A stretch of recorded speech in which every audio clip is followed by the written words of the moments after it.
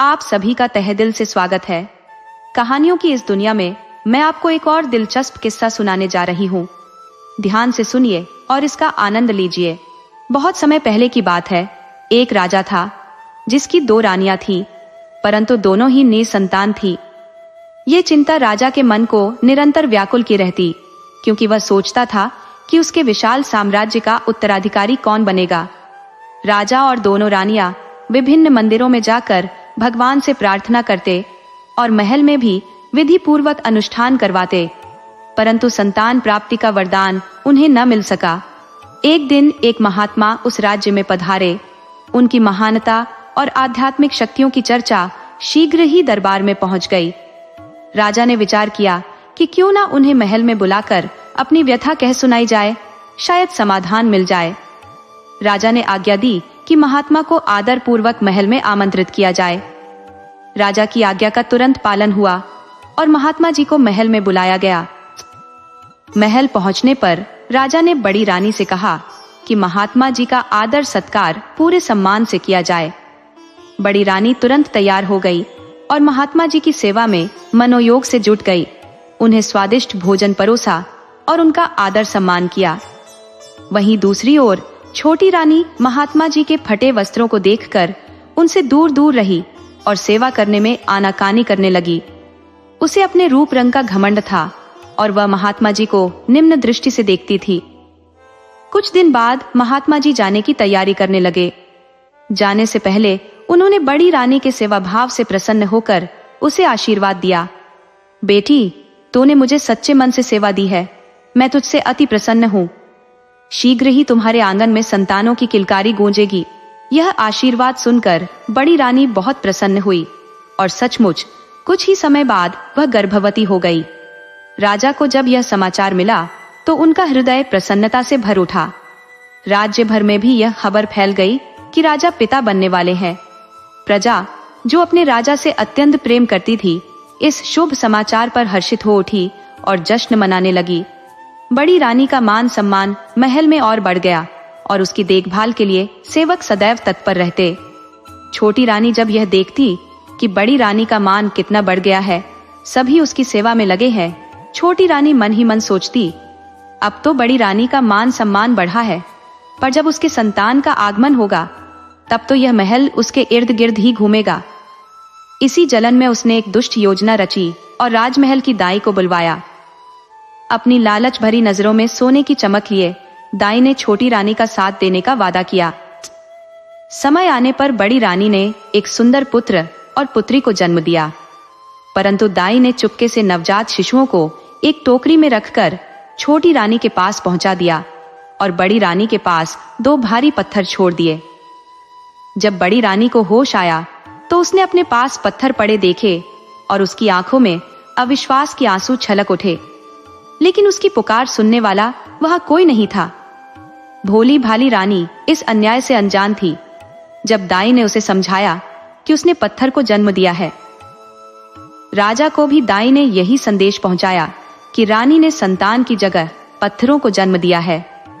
राजा को गुस्सा आया और समाज में अपनी प्रतिष्ठा को लेकर अपमानित महसूस करते हुए उन्होंने तुरंत बड़ी रानी को महल से निकाल दिया और उसे महल के खेतों में काम करने के लिए कह दिया। पूरे राज्य में यह अफवाह फैल गई कि बड़ी रानी ने संतान के रूप में पत्थरों को जन्म दिया है। इस बीच छोटी रानी ने अपने 2 विश्वस्त सिपाहियों को बुलाकर टोकरी उनके हवाले की और निर्दयता से कहा, इन बच्चों को ले जाकर समाप्त कर दो और प्रमाण के रूप में उनकी आंखें और दिल निकाल कर लाना। सिपाही टोकरी लेकर जंगल की ओर निकल पड़े। जब उन्होंने टोकरी खोली तो मासूम बच्चों ने आंखें खोलकर मासूम मुस्कान बिखेरी। उन बच्चों की मासूमियत ने सिपाहियों के दिल को छू लिया।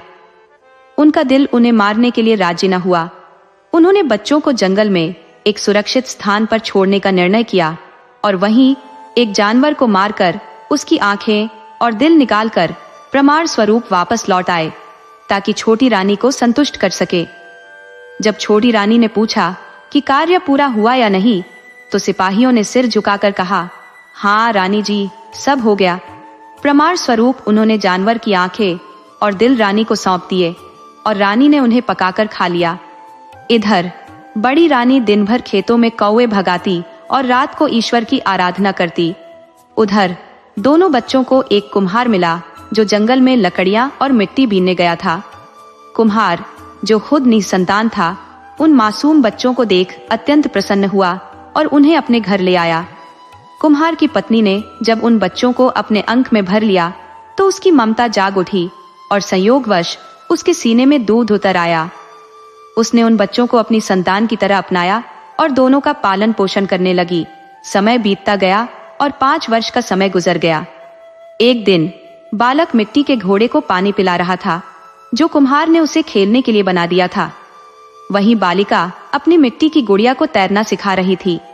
खेल में मग्न बच्चों को देख पास से गुजरती छोटी रानी हंस पड़ी और व्यंग्य से बोली, अरे, क्या कभी मिट्टी का घोड़ा पानी पी सकता है या गुड़िया तैर सकती है? दोनों बच्चों ने पलटकर कहा, क्यों नहीं? जब एक रानी पत्थरों को जन्म दे सकती है तो यह घोड़ा पानी क्यों नहीं पी सकता और यह गुड़िया तैर क्यों नहीं सकती? छोटी रानी को यह सुनकर बड़ा धक्का लगा, मानो उसके मन की सारी आशंकाएं एक सच्चाई बनकर उसके सामने खड़ी हो गई। उसे यकीन हो गया कि ये वही बच्चे हैं। अब उसने ठान लिया कि इस बार उन्हें खत्म करने के लिए कोई और चाल चलनी होगी। उसने बीमारी का बहाना बना लिया। कई वैद्य बुलाए गए पर उसकी हालत में सुधार नहीं हुआ।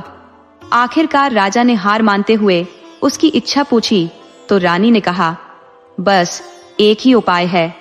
यदि उन कुम्हार के बच्चों का कलेजा मुझे मिल जाए तो मैं पुनः स्वस्थ हो सकती हूँ, अन्यथा मैं इस रोग से नहीं बच पाऊंगी। राजा का दिल दुविधा में पड़ गया।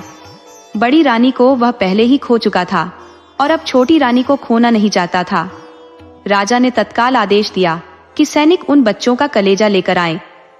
आदेश पाते ही सैनिक कलेजा लेने निकल पड़े। बच्चों ने सैनिकों को आते देखा और वे जंगल की ओर दौड़ पड़े जहां एक चंपा का वृक्ष और बांस का पेड़ खड़ा था। भय से बच्चों ने अपनी रक्षा का उपाय खोजा और वे स्वयं चंपा और बांस के वृक्ष में बदल गए। जब सैनिकों को बच्चे नहीं मिले तो उन्होंने एक कुत्ते को मारकर उसका कलेजा राजा के समक्ष प्रस्तुत कर दिया, ये जानते हुए कि खाली हाथ लौटने पर राजा उनसे कुपित होगा। रानी ने कलेजे को पकाकर खाया और जल्दी ही स्वस्थ हो गई। कुछ समय पश्चात पूजा के लिए फूलों की आवश्यकता होने पर रानी ने सैनिकों को जंगल से फूल लाने भेजा। जंगल में सैनिकों ने देखा कि चंपा के वृक्ष पर खूबसूरत फूल खिले हैं और पास ही बांस का ऊंचा झाड़ है। जैसे ही सैनिक फूल तोड़ने के लिए चंपा के पास पहुंचा, चंपा ने धीरे से कहा, भैया बांस, बचाओ। बांस ने उत्तर दिया, हाँ बहन चंपा। और तभी चंपा का वृक्ष अचानक ऊंचाई की ओर बढ़ने लगा, इतना ऊंचा कि सैनिक की पहुंच से परे हो गया। सैनिक आश्चर्यचकित रह गया और तत्काल अपने सेनापति के पास पहुंचकर यह अद्भुत घटना बताई। सेनापति को उसकी बातों पर विश्वास नहीं हुआ, किंतु सैनिक के आग्रह पर वह स्वयं जंगल चल पड़ा। जैसे ही सेनापति चंपा और बांस के पास पहुंचा, चंपा ने फिर वही पुकार लगाई, भैया बांस, सहायता करो। और बांस ने आश्वासन दिया, डरो मत बहन चंपा। एक बार फिर चंपा का वृक्ष ऊंचाई की ओर बढ़ गया और सेनापति की पहुंच से कोसों दूर हो गया। भयभीत सेनापति बिना विलंब किए दौड़ता हुआ मंत्री के पास पहुंचा और यह अलौकिक घटना सुनाई। मंत्री ने स्वयं इसकी सत्यता जानने का निश्चय किया और राजा के आदेश पर जंगल जा पहुंचा। दूर से ही चंपा ने मंत्री को आता देखा और पुकारते हुए कहा, भैया बांस, संभालो। बांस ने कहा, निश्चिंत रहो बहन चंपा। और जैसे ही मंत्री वृक्ष के पास आया, चंपा आकाश की ओर और भी ऊपर बढ़ गया। मंत्री हक्का बक्का रह गया और सीधे दरबार में जाकर राजा से कहने लगा, महाराज, एक अद्भुत और चमत्कारी घटना का साक्षात्कार हुआ है। कृपया तुरंत मेरे साथ चलिए और इस चमत्कार को देखिए। राजा ने गंभीरता से पूछा, सच्चाई बताओ, आखिर माजरा क्या है? मंत्री ने विस्तार से सारी बातें राजा के सामने रख दी। पूरी कहानी सुनने के बाद राजा ने कहा, मेरी छोटी रानी भी मेरे साथ जाएगी, उसे भी जानना चाहिए कि यह अद्भुत घटना क्या है। इस खबर को पहुंचाने के लिए 2 सिपाही भेजे गए, वही सिपाही जिन्होंने बच्चों को वहां ले जाकर छोड़ा था। दोनों को भय ने घेर लिया था। छोटी रानी भी थोड़ी सहमी, पर शीघ्र ही साहस जुटाकर राजा के साथ चल पड़ी। उधर बड़ी रानी भी पूजा के लिए आवश्यक फूलों के बिना बेचैन हो रही थी और उनकी खोज में निकल पड़ी। संयोग से जब वह छोटी रानी के महल के पास से गुजरी तो उसने छोटी रानी और सिपाहियों की बातचीत के कुछ अंश सुने। राजा और छोटी रानी जैसे ही जाने लगे, बड़ी रानी भी उनके पीछे पीछे पैदल चलने लगी, अत्यंत व्याकुल और चिंतित होकर। चंपा के पेड़ के ऊंचे तने से यह सारा दृश्य स्पष्ट दिखाई दे रहा था। जब सब पास पहुंचे तो चंपा बोल पड़ी, अरे भैया, यहीं रुक जाओ। मास ने उत्तर दिया, हाँ बहन, हाँ बताओ। चंपा ने कहा, छोटी रानी के संग राजा फूल तोड़ने आ रहे हैं। राजा दोनों पेड़ों के पास आकर बोले, बताओ तुम दोनों भाई बहन कैसे पेड़ बन गए। तभी बड़ी रानी भी वहां तक आ पहुंची। चंपा ने जोर से पुकारा और बांस ने कहा, हाँ बहन बताओ। चंपा ने कहा, हमारी माँ जो हमारी ममता में संजीदा रही है, बहुत दुखी होकर यहाँ आई है। बड़ी रानी फूल तोड़ने के लिए आई है। इस पर बांस बोला, बहन उसके पांव में झुको। चंपा जमीन पर झुककर बड़ी रानी के चरणों के पास झूमने लगी और साथ ही बांस का पेड़ भी झुककर उनके पैरों को स्पर्श करने लगा। इसके बाद चंपा और बांस ने राजा को अपने जीवन की पूरी गाथा सुनाई। राजा ने उसी क्षण छोटी रानी को बंदी बनाने का आदेश दिया और उसे अंधेरी कारागार में डालने का निर्देश दिया। इसके पश्चात राजा ने बड़ी रानी से क्षमा मांगी। बड़ी रानी दुखी मन से चंपा और बांस की ओर देख रही थी। मन में विचार कर रही थी कि ये दोनों उसके बच्चे हैं, फिर वे कैसे मनुष्य बनेंगे। जैसे ही बड़ी रानी ने अपने आंसुओं से चंपा और बांस को छुआ, दोनों मनुष्य का रूप धर गए। बड़ी रानी ने अपने पुत्र और पुत्री को गले से लगा लिया और उनसे गले मिलकर फूट फूट कर रोने लगी। राजा भी यह दृश्य देखकर भाव विभोर हो गए और उनकी आंखों में आंसू भर आए। उन्होंने उन तीनों को अपने समीप बिठाया और फिर सभी राजमहल की ओर चल पड़े। पूरे रास्ते संगीत और उत्सव का माहौल बन गया। समूचे राज्य में खुशियां फैल गई। अब राजा अपनी बड़ी रानी और दोनों बच्चों के संग सुखमय जीवन व्यतीत करने लगे और छोटी रानी को कारावास में डाल दिया गया।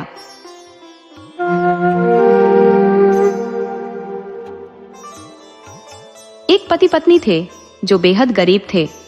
दोनों दिन रात मेहनत मजदूरी करके किसी तरह अपना गुजर बसर करते थे। पत्नी गर्भवती थी और कुछ महीनों बाद उसने एक बेहद सुंदर बच्ची को जन्म दिया, जिसका नाम रखा गया चंपा। चंपा जैसी प्यारी और मासूम बच्ची को देखकर हर कोई उसकी तारीफ करता, मगर उसकी किस्मत में दुख पहले से लिखा था। जन्म के कुछ ही दिनों बाद उसके पिता की मृत्यु हो गई। उसकी माँ और वह दोनों इस दुनिया में बिल्कुल अकेले रह गए। अब चंपा की माँ, जो पहले से ही परेशान थी, घर घर जाकर काम करने लगी। किसी के घर झाड़ू पोछा करती, किसी के घर खाना बनाती। हर दिन वो खुद से संघर्ष करती ताकि चंपा का पालन पोषण कर सके। बड़े घरों से उसे पुराने उतरे हुए कपड़े मिल जाते, जिन्हें वो चंपा को पहना देती। गरीबी का पहाड़ उन पर टूट पड़ा था, लेकिन माँ ने हार नहीं मानी। उसने चंपा को सरकारी स्कूल में पढ़ने भेजा, जहाँ चंपा ने बड़ी मेहनत से पढ़ाई की और किसी तरह 10वीं की परीक्षा अच्छे नंबरों से पास कर ली। लेकिन अब आगे की पढ़ाई की बात आई तो उसकी माँ के हाथ पांव फूल गए। उसने चंपा को समझाया, बेटी, अब मेरे पास उतनी ताकत नहीं बची कि मैं तेरी आगे की पढ़ाई का खर्च उठा सकूं। तेरी फीस, किताबें और बाकी सब खर्चा मैं कैसे उठाऊंगी। चंपा ने जिद पकड़ ली, माँ, मेरे 10वीं में अच्छे नंबर आए हैं, मुझे आगे पढ़ने दो, मैं भी तुम्हारे साथ काम कर लूंगी। माँ ने थोड़े संकोच के बाद कहा, ठीक है बेटी, अगर तुझे पढ़ाई करनी है तो हम दोनों मिलकर कुछ और काम ढूंढ लेंगे। अगले ही दिन से चंपा भी अपनी माँ के साथ काम पर जाने लगी। दिन में वो माँ के साथ अलग अलग घरों में काम करती और रात में अपनी पढ़ाई में जुट जाती। कुछ ही समय में उनके पास कुछ और घरों का काम आ गया। अब माँ बेटी अलग अलग काम पर जाने लगी। धीरे धीरे चंपा को एहसास होने लगा कि चाहे बाप की उम्र का मर्द हो या जवान लड़का, सबकी नजरें उस पर ठहरी रहती थी। उसे यह सब बहुत अजीब लगने लगा। एक दिन उसने अपनी माँ से कहा, माँ, मैं ये काम अब और नहीं कर पाऊंगी। माँ ने चिंतित होकर पूछा, क्या हुआ बेटी, किसी ने कुछ कहा है क्या। चंपा बोली, नहीं माँ, किसी ने कुछ नहीं कहा, लेकिन अब ये काम मुझसे नहीं होगा। माँ ने भारी मन से कहा, बेटी, मैं तो पहले से नहीं चाहती थी कि तू ये काम करे, पर तूने ही जिद की थी। चंपा ने दृढ़ता से कहा, हाँ माँ, पर अब मैं कोई और रास्ता ढूंढ लूंगी पैसे कमाने का। माँ ने सर हिलाते हुए कहा, ठीक है बेटी, जैसा तुझे सही लगे वैसा कर। अब चंपा ने मोहल्ले के घरों में जाकर ट्यूशन पढ़ाने की बात शुरू कर दी। धीरे धीरे उसे छोटे बच्चों के ट्यूशन पढ़ाने का काम मिलने लगा। वह 7वीं और 8वीं कक्षा के बच्चों को पढ़ाने लगी, जिससे उसे हर महीने कुछ पैसे मिलने लगे। चंपा का पढ़ाने का तरीका इतना अच्छा था कि उसके स्टूडेंट्स की संख्या धीरे धीरे बढ़ने लगी। हालांकि यहाँ भी उसे एक समस्या का सामना करना पड़ा। समाज की वही नजरें जो पहले उसे काम के दौरान परेशान करती थी, अब भी उसका पीछा नहीं छोड़ रही थी। लेकिन अब चंपा ने ठान लिया था कि वह इन मुश्किलों से डर कर पीछे नहीं हटेगी। उसे अपने और अपनी मां के बेहतर भविष्य के लिए लड़ना था। चंपा का पढ़ाने का तरीका सबको बहुत पसंद आने लगा। उसकी मेहनत रंग ला रही थी और उसके ट्यूशन के बच्चे दिन प्रतिदिन बढ़ते जा रहे थे।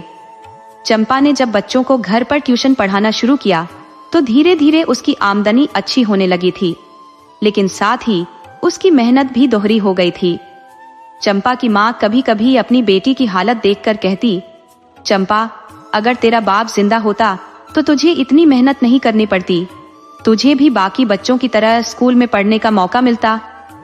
चंपा अपनी माँ के गले में हाथ डालकर कहती, माँ, तूने मेरे लिए जितनी मेहनत की है उतनी कोई और नहीं कर सकता था। तू ही मेरी माँ भी है और पिता भी। तेरे होते मुझे कभी भी पिता की कमी महसूस नहीं हुई। इस तरह माँ बेटी की जोड़ी अपने दिनों को गुजार रही थी। चंपा की 11वीं कक्षा की परीक्षा करीब आ गई थी। उसे खूब मेहनत करनी थी ताकि अच्छे नंबर ला सके। एक दिन उसने अपनी माँ से कहा, माँ, अब तुम काम छोड़ दो। अब ट्यूशन से इतने पैसे आ जाते हैं कि हमारा गुजारा आराम से चल सकता है। माँ ने कुछ सोचते हुए कहा, बेटी, तू सही कह रही है। अब मैं काम छोड़ देती हूँ, इससे तुझे घर के कामों में थोड़ी मदद भी मिल जाएगी। अब चंपा ने परीक्षा की तैयारी पर पूरा ध्यान लगाना शुरू कर दिया। उसने सारे पेपर बहुत अच्छे से दिए और अब रिजल्ट का इंतजार कर रही थी। जिस दिन रिजल्ट आना था, चंपा सुबह से ही बेचैन थी। उसकी माँ बार बार उसे समझाती, बेटा, रिजल्ट तो आ ही जाएगा, इसमें परेशान होकर इधर उधर घूमने से कुछ नहीं बदलेगा। चंपा ने कहा, माँ, तुम्हें समझ नहीं आ रहा है, इस रिजल्ट पर ही मेरा आगे का भविष्य निर्भर करता है। दोपहर करीब 12 बजे चंपा स्कूल पहुंच गई, जहां रिजल्ट 2 बजे आने वाला था। जैसे जैसे समय करीब आ रहा था, चंपा की घबराहट बढ़ती जा रही थी। उसकी क्लास टीचर एक एक करके नाम पुकार रही थी, लेकिन चंपा का नाम अब तक नहीं आया था। उसकी धड़कन तेज हो गई थी। तभी अचानक उसका नाम पुकारा गया और मैडम ने उसे गले लगाते हुए कहा, चंपा, तुमने अपने सेंटर में टॉप किया है। यह सुनकर चंपा की मेहनत का फल मिल गया था। चारों ओर से उसे बधाइयां मिलने लगी। बिना किसी ट्यूशन के, केवल अपनी मेहनत से उसने सबसे ज्यादा नंबर हासिल किए थे। खुशी खुशी वह तुरंत घर दौड़ी ताकि यह खुशखबरी अपनी माँ को बता सके। घर पहुंचते ही उसने दरवाजे से ही चिल्लाया, माँ, मेरे सेंटर में सबसे ज्यादा नंबर मेरे आए हैं। उसकी माँ ने उसे गले लगाते हुए कहा, मुझे पहले से ही पता था कि मेरी बेटी बहुत अच्छे नंबरों से पास होगी। माँ की आंखों में आंसू थे। वो बोली, आज अगर तेरे पिता होते तो उन्हें तुझ पर कितना गर्व होता। चंपा ने अपनी माँ का हाथ पकड़कर कहा, माँ, वो जहां भी होंगे वो जरूर खुश हो रहे होंगे। फिर माँ ने कहा, चल बेटी, कुछ खा ले, सुबह से तूने कुछ नहीं खाया है। मैंने तेरी पसंद की दाल भात और आलू की भुजिया बनाई है। चंपा बोली, वाह माँ, फिर तो मजा आ गया, जल्दी से परोस दो, मुझे बहुत जोर की भूख लगी है। दोनों ने हंसी खुशी खाना खाया। थोड़ी देर बाद ट्यूशन का समय हो गया और बच्चे भी आने लगे। सभी बच्चों ने भी चंपा को बधाई दी। पूरे मोहल्ले में यह खबर फैल गई कि चंपा ने सेंटर में टॉप किया है। इसका फायदा यह हुआ कि अब और भी बच्चे ट्यूशन के लिए आने लगे। चंपा की मेहनत रंग लाई थी और अब उसका भविष्य उज्जवल दिखने लगा था। धीरे धीरे चंपा की मेहनत रंग लाने लगी थी। उसके पढ़ाने के तरीके से खुश होकर कुछ और माता पिता ने अपने बच्चों की परीक्षा की तैयारी करवाने के लिए चंपा से गुजारिश की। चंपा ने भी इस जिम्मेदारी को स्वीकार कर लिया, लेकिन अब उसकी जिम्मेदारियां और भी बढ़ गई थी। एक ओर उसे अपनी पढ़ाई करनी थी और दूसरी ओर इन बच्चों की भी तैयारी करवानी थी। पैसे अच्छे मिल रहे थे, मगर बोझ भी लगातार बढ़ता जा रहा था। चंपा की माँ, जो पहले से ही चंपा के लिए हर त्याग कर चुकी थी, अब घर के सारे कामकाज खुद ही संभाल रही थी। चंपा के लिए माँ कोई काम नहीं करने देती थी, यहाँ तक कि अपनी बिगड़ती तबीयत का जिक्र भी उससे छुपाती रहती थी। माँ के दिल में एक ही सपना था कि उसकी बेटी पढ़ लिख कर बड़ी अफसर बने और उनकी गरीबी हमेशा के लिए खत्म हो जाए। लेकिन तकदीर का खेल किसी के हाथ में नहीं होता। साल कब गुजर गया पता ही नहीं चला। 12वीं के इम्तिहान करीब आ गए। अब तो चंपा को खाने पीने की भी सुध नहीं रही थी। दिन रात वह अपनी किताबों में डूबी रहती। बस एक ही जुनून था, इम्तिहान में अच्छे से अच्छे नंबर लाने का। इस चक्कर में उसे अपनी माँ की ओर ध्यान देने का भी वक्त नहीं मिला। माँ अब पहले से भी ज्यादा कमजोर और थकी हुई नजर आने लगी थी। लेकिन चंपा को तो बस अपने पेपर की ही चिंता थी। पेपर खत्म हुए और चंपा को लगा कि उसने बहुत अच्छा प्रदर्शन किया है। सारे सवाल उसे आसान लगे थे और उसने पूरी मेहनत से जवाब लिखे थे। पेपर खत्म होते ही उसकी नजर एक दिन माँ की तरफ गई। उसने देखा माँ बहुत कमजोर लग रही थी। चंपा ने पूछा, माँ तुम्हारी तबीयत तो ठीक है ना? तुम बहुत थकी थकी लग रही हो। माँ ने अपनी कमजोर आवाज में जवाब दिया, नहीं बिटिया, मुझे कुछ नहीं हुआ, मैं तो बिल्कुल ठीक हूँ। लेकिन चंपा को माँ की बातों पर यकीन नहीं हुआ।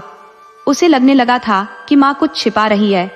उसने फिर से पूछा, माँ सच सच बताओ, तुम्हारी तबीयत तो ठीक है ना? मैंने पेपर की वजह से तुम पर ध्यान नहीं दिया। माँ ने फिर वही जवाब दिया, नहीं बिटिया, ऐसा कुछ भी नहीं है, मैं ठीक हूँ।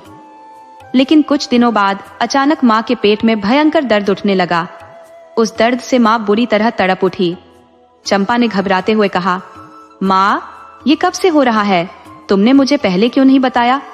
माँ ने अपनी तकलीफ को छुपाते हुए कहा, अरे ऐसा कुछ नहीं है, कभी कभी थोड़ा बहुत दर्द हो जाता है, आज ही कुछ ज्यादा हुआ है। चंपा ने माँ की बातों को अनदेखा करते हुए कहा, माँ अब चिंता मत करो, मैं तुम्हें दवाई दिला लाती हूँ, सब ठीक हो जाएगा। वह पड़ोस के डॉक्टर से दवा ले आई और कुछ दिनों तक सचमुच माँ की तबीयत ठीक लगी। इस बीच चंपा ने भी 12वीं के बाद क्या करना है इसकी योजना बनानी शुरू कर दी थी। रिजल्ट अभी आया नहीं था, लेकिन उसने कई जगहों पर फॉर्म भरने शुरू कर दिए थे। ट्यूशन भी जारी था, पर अब माँ का दर्द लगातार बढ़ता जा रहा था। माँ की तबीयत दिन ब दिन बिगड़ती जा रही थी और नीम हकीम की दवाइयाँ कोई फायदा नहीं कर रही थी। आखिरकार जब एक दिन चंपा ने माँ को दर्द से कराते हुए देखा तो उसने सारे काम छोड़कर माँ के इलाज की ठानी। उसकी माँ के बिना इस दुनिया में उसका कौन था? चंपा ने सोचा, अब किसी अच्छे डॉक्टर से माँ का इलाज करवाना ही सही रहेगा। माँ ने बहुत मना किया, लेकिन चंपा उसे एक अच्छे फिजिशियन के पास लेकर गई। डॉक्टर ने माँ की हालत देखकर कहा, इस दर्द के लक्षण देखकर तो मुझे लगता है कि अल्ट्रासाउंड कराना जरूरी है, तभी सही कारण का पता चल पाएगा। अल्ट्रासाउंड का खर्च कोई 2000 रुपए होगा और मेरी फीस 1000 रुपए है। चंपा ने तुरंत कहा, ठीक है डॉक्टर साहब, मैं कल माँ को लेकर आऊंगी। माँ के चेहरे पर पैसे की चिंता साफ छलक रही थी, लेकिन इस बार चंपा ने ठान लिया था कि वह अपनी माँ की जान बचाने के लिए कुछ भी करेगी। चंपा, ये बड़े डॉक्टर तो जैसे लूटने के लिए ही बैठे हैं, हम कहीं और इलाज करा लेंगे, माँ ने कहा। लेकिन चंपा ने माँ की बात को नजरअंदाज करते हुए दृढ़ता से कहा, माँ तुम्हारी सेहत से बढ़कर मेरे लिए कुछ नहीं है, अब जो डॉक्टर साहब कहेंगे वही करेंगे। चंपा समझदार थी, उसने माँ की बीमारी की गंभीरता को महसूस कर लिया था। वो जानती थी कि माँ कितना भी मना कर ले, लेकिन अल्ट्रासाउंड कराना जरूरी था। उसे चिंता थी कि कहीं माँ को कोई गंभीर बीमारी ना हो। डॉक्टर की चिंता भरी आंखों ने उसकी बेचैनी और बढ़ा दी थी। रात भर भगवान से प्रार्थना करते हुए वह बस यही चाह रही थी कि सब कुछ ठीक हो जाए। दूसरी ओर उसकी माँ पैसों की चिंता में डूबी हुई थी। उसकी मेहनत से कमाई गई रकम डॉक्टर की फीस और टेस्ट पर खर्च हो जाएगी, यही सोच सोचकर माँ की रात आंखों में ही कट गई। सुबह जब दोनों की आंखें सूजी हुई थी, चंपा ने कहा, माँ तुमने रात भर ठीक से सोया नहीं है ना? माँ ने थकी हुई आवाज में कहा, बिटिया मुझे पैसों की फिक्र हो रही थी। इतनी मेहनत से जो पैसे जमा होते हैं वो डॉक्टर साहब एक पल में ही ले लेंगे। चंपा ने माँ को सांत्वना देते हुए कहा, माँ पैसों की चिंता छोड़ो, हमें पहले ये तो पता चले कि तुम्हारे पेट में दर्द क्यों हो रहा है, तभी सही इलाज हो सकेगा। दोनों तैयार होकर डॉक्टर के क्लिनिक पहुंची। डॉक्टर ने अल्ट्रासाउंड की तैयारी शुरू कर दी थी। चंपा घबराई हुई माँ को दिलासा देती रही, माँ सब कुछ ठीक होगा, बस कुछ ही देर की बात है। डॉक्टर माँ को अंदर ले गए और चंपा रिसेप्शन पर बैठकर इंतजार करने लगी। उसके मन में तरह तरह के ख्याल आ रहे थे, न जाने कौन सी बीमारी है माँ को। अचानक एक नर्स आई और बोली, मैडम डॉक्टर साहब ने आपको बुलाया है। घबराई हुई चंपा नर्स के साथ डॉक्टर के केबिन में चली गई। डॉक्टर ने उसे बैठने का इशारा किया। चंपा का दिल जोर जोर से धड़क रहा था।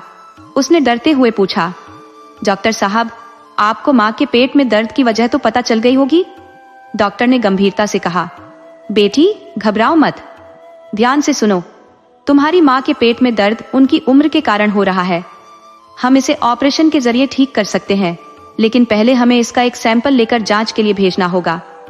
उससे ही पता चलेगा कि किस प्रकार का ट्यूमर है। चंपा ने थोड़ी हिचकिचाहट के साथ कहा, जैसा आप ठीक समझे डॉक्टर साहब। डॉक्टर ने कहा, 2 दिन बाद अपनी माँ को जांच के लिए ले आना, तब तक इन्हें दवाइयां समय पर देती रहना। जैसे ही चंपा बाहर जाने लगी, उसे याद आया कि इस सब का खर्च कितना होगा। उसने हिम्मत करके डॉक्टर से पूछा, डॉक्टर साहब इसका खर्च कितना आएगा? डॉक्टर ने जवाब दिया, अभी तो 20,000 रुपए लगेंगे। चंपा ने बुझे मन से सिर हिलाया और बाहर निकल आई। बाहर माँ बैठी उसका इंतजार कर रही थी। माँ ने उसे देखकर कहा, मैंने कहा था ना मुझे कोई बीमारी नहीं है, अब हम यहाँ नहीं आएंगे। विचारों में डूबी चंपा चुपचाप खड़ी रही। माँ ने उसका चेहरा देखा और पूछा, बेटी डॉक्टर ने कुछ कहा क्या? चंपा ने अनमने से स्वर में कहा, नहीं माँ कुछ खास नहीं। जब वो घर पहुंची तो ट्यूशन के बच्चे पहले से ही इंतजार कर रहे थे, लेकिन उस दिन चंपा का पढ़ाने का बिल्कुल मन नहीं था। उसने माँ को चाय दी और खुद एक किताब लेकर बैठ गई, लेकिन मन पढ़ाई में नहीं लग रहा था। उसके दिमाग में बस 20,000 रुपए की चिंता घूम रही थी। बैंक में बस इतने ही पैसे बचे थे, आगे क्या होगा उस समझ नहीं पा रही थी। अगले 2 दिन तक उसने माँ को डॉक्टर के पास ले जाने के लिए मना लिया। ऑपरेशन करीब 2 घंटे तक चला। माँ पर अभी भी एनेस्थीसिया का असर था। वो गहरी नींद में बेसुध थी। इतने में चंपा डॉक्टर से आगे के ट्यूमर के ऑपरेशन का खर्च पूछने लगी। जो डॉक्टर ने बताया उसे सुनते ही चंपा के होश उड़ गए। डॉक्टर ने बताया कि प्राइवेट हॉस्पिटल में ऑपरेशन का खर्च 3 से 4 लाख रुपए होगा। अगर तुम सरकारी अस्पताल में जाओगी तो भी 1 से 1.25 लाख रुपए का खर्चा आएगा। माँ की होश में आने पर चंपा उसे सहारा देकर घर ले आई। माँ को बिस्तर पर लिटाते हुए उसके मन में एक ही सवाल था, पैसे कहाँ से आएंगे? डॉक्टर ने रिपोर्ट के आने में 15 दिन का वक्त बताया था और तब तक उसे पैसों का इंतजाम करना था। चंपा सोच रही थी, इतने पैसों का इंतजाम कैसे करूंगी? कितनी ट्यूशन भी पढ़ा लूं, उससे 30-40 हजार रुपए से ज्यादा कहां से जुटेंगे? एडवांस मांगो तो क्या इतना मिलेगा? इसी सोच विचार में 1 हफ्ता बीत गया। उसकी पढ़ाई की तैयारी पीछे छूट गई थी और माँ की हालत देखकर चंपा का दिल भी टूट रहा था। माँ उसे परेशान देखकर कुछ कहती तो नहीं थी, पर अंदर से उसका कलेजा कांपता था। फिर एक दिन डॉक्टर का फोन आया। उन्होंने कहा, तुरंत क्लिनिक पर आओ, तुम्हारी माँ की रिपोर्ट आ गई है। चंपा परेशान हो गई। भागते भागते डॉक्टर के पास पहुंची। जब वह डॉक्टर के केबिन में दाखिल हुई तो उसकी सांसें तेज चल रही थी। डॉक्टर ने उसे बैठने का इशारा किया और पानी मंगवाया। चंपा ने हड़बड़ी में पूछा, डॉक्टर साहब क्या हुआ? इतनी जल्दी बुलाने का क्या कारण है? रिपोर्ट में कुछ गड़बड़ी तो नहीं है? डॉक्टर ने उसे धैर्य से पानी पीने को कहा। बेटी पहले पानी पी लो, फिर बात करते हैं। चंपा ने गिलास उठाया और एक ही सांस में सारा पानी पी लिया। फिर उसने डॉक्टर को घबराई नजरों से देखा। डॉक्टर ने कहना शुरू किया, बेटी ऊपर वाला अगर मुसीबत देता है तो उसे सहने की ताकत भी देता है। तुम्हारी माँ की रिपोर्ट अच्छी नहीं आई है, लेकिन इसका मतलब ये नहीं कि इलाज नहीं हो सकता। तुम्हारी माँ के पेट में कैंसर का ट्यूमर है और वो अब दूसरे स्टेज पर पहुंच चुका है। ये सुनते ही चंपा की आंखों से आंसू निकल आए, मगर उसके मुंह से एक शब्द भी नहीं निकला। डॉक्टर ने उसे दिलासा दिया, बेटी घबराने से कुछ नहीं होगा, तुम्हें हिम्मत रखनी होगी, तभी माँ को संभाल पाओगी।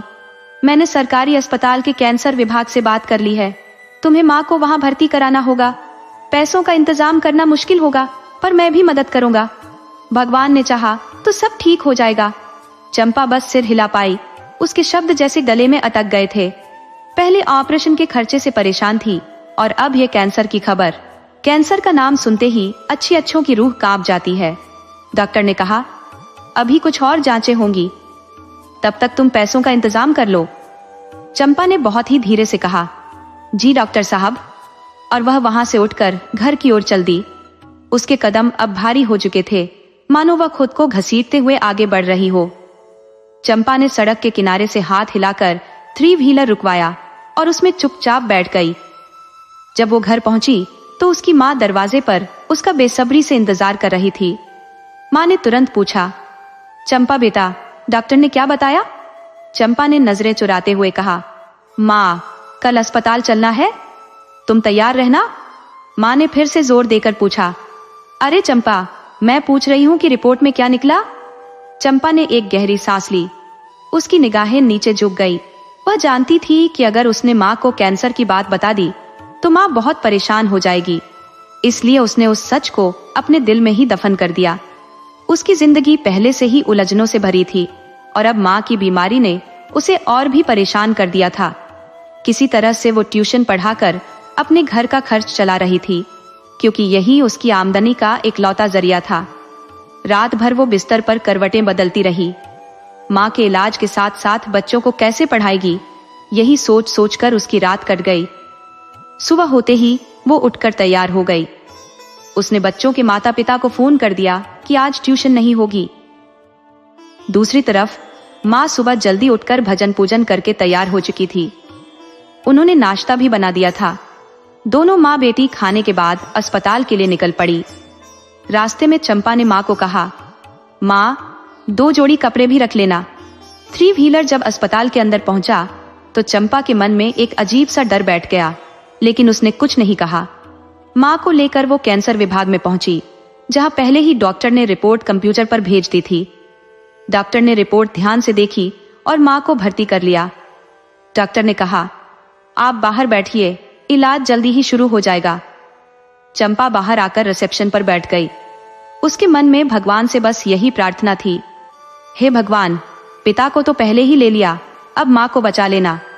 इतना सोचते ही उसकी आंखों से आंसू बहने लगे। वैसे अस्पतालों में रोते बिलखते लोग अक्सर होते हैं तो कोई ध्यान नहीं देता, लेकिन वहां एक युवक खड़ा था जिसने चंपा को गौर से देखा। चंपा को इस बात का बिल्कुल अंदाजा नहीं था कि कोई उसकी तकलीफ को देख रहा है। कुछ देर बाद उस युवक ने पास आकर कहा, माफ कीजिए, क्या मैं यहाँ बैठ सकता हूँ? चंपा ने सिर हिलाते हुए उसे जगह दे दी।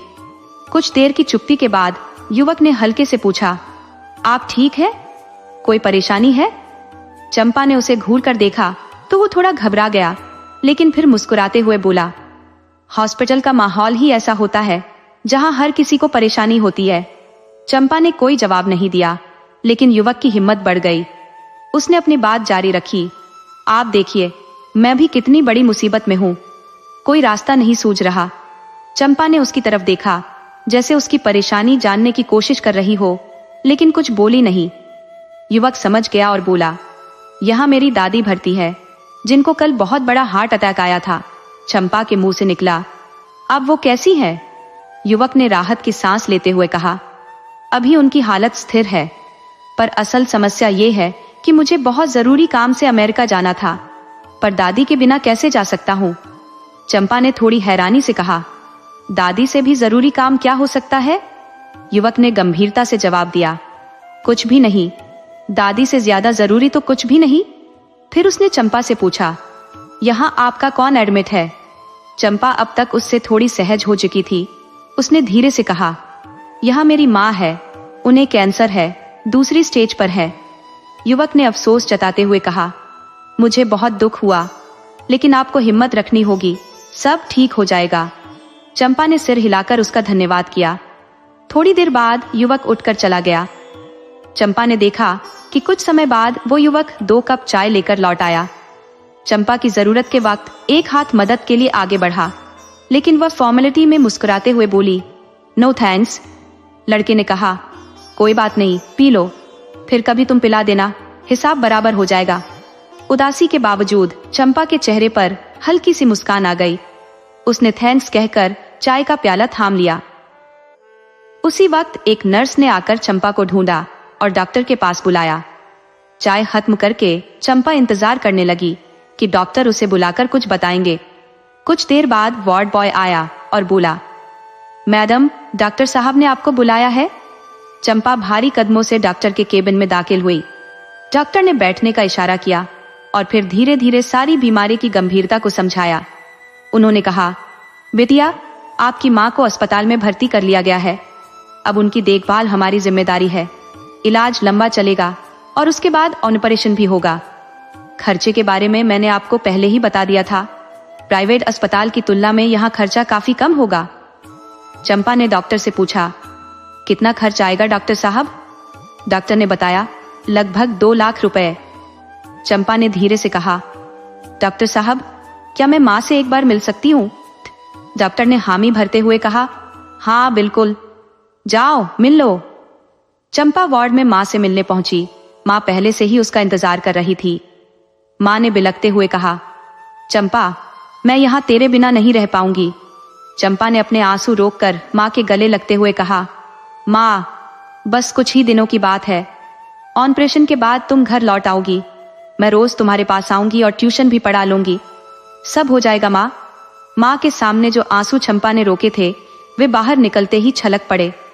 वह भारी कदमों से हॉस्पिटल से बाहर आई और घर की ओर चल दी। दिल में लगातार माँ की चिंता थी। उसे बार बार यही ख्याल आ रहा था कि क्या हॉस्पिटल में माँ की ठीक से देखभाल हो रही होगी। उस दिन चंपा का कुछ भी करने का मन नहीं हो रहा था, खाना भी नहीं खाया। तभी पड़ोस की भाभी, जिनका बेटा चंपा से पढ़ाई करता था, आई और उसकी माँ का हालचाल पूछने लगी। उन्होंने जब देखा कि चंपा ने खाना नहीं खाया है तो अपने साथ लाया हुआ टिफिन निकालकर उसे खाने को कहा। चंपा ने मना किया, मगर भाभी ने उसे समझाते हुए कहा, अगर तुम नहीं खाओगी तो माँ की देखभाल कैसे करोगी? पड़ोसी ही पड़ोसी के काम आते हैं। कोई भी दिक्कत हो तो मुझे बताने से झिझकना मत। फिर भाभी चली गई और थोड़ी देर में ट्यूशन के बच्चे आ गए। चंपा उन्हें पढ़ाने में लग गई। समय धीरे धीरे बीतने लगा, लेकिन हॉस्पिटल का मिलने का समय खत्म हो चुका था। चंपा माँ से मिलने की सोच रही थी, मगर अब कोई फायदा नहीं था। उसे अगले दिन ही जाना होगा। रात भर उसके मन में यही उधेड़बुन चलती रही। इतना पैसा कहाँ से आएगा? सुबह होते ही चंपा जल्दी जल्दी उठी, नाश्ता बनाया और माँ के लिए सब कुछ तैयार करके रख दिया। फिर वह फटाफट हॉस्पिटल की ओर निकल पड़ी। जब हॉस्पिटल पहुंची तो रिसेप्शन पर उसे रोक दिया गया। गार्ड ने कहा, मैडम, अभी मिलने का समय नहीं हुआ है। चंपा ने घड़ी देखी, अभी 8 ही बजे थे। उसने मुस्कुराते हुए कहा, मुझे तो वक्त का ध्यान ही नहीं रहा। वह फिर से उसी बेंच पर जाकर बैठ गई जहां वह पहले बैठी थी। उसके मन में सवाल उठने लगे, 1 घंटा कैसे कटेगा? अभी बस 15 मिनट ही बीते थे। तभी कल वाला लड़का सामने से आता दिखाई दिया। उसने चंपा से कहा, मेरा नाम श्रीकांत है और मैं यूएसए में एक मल्टीनेशनल कंपनी में काम करता हूँ। आपका नाम क्या है?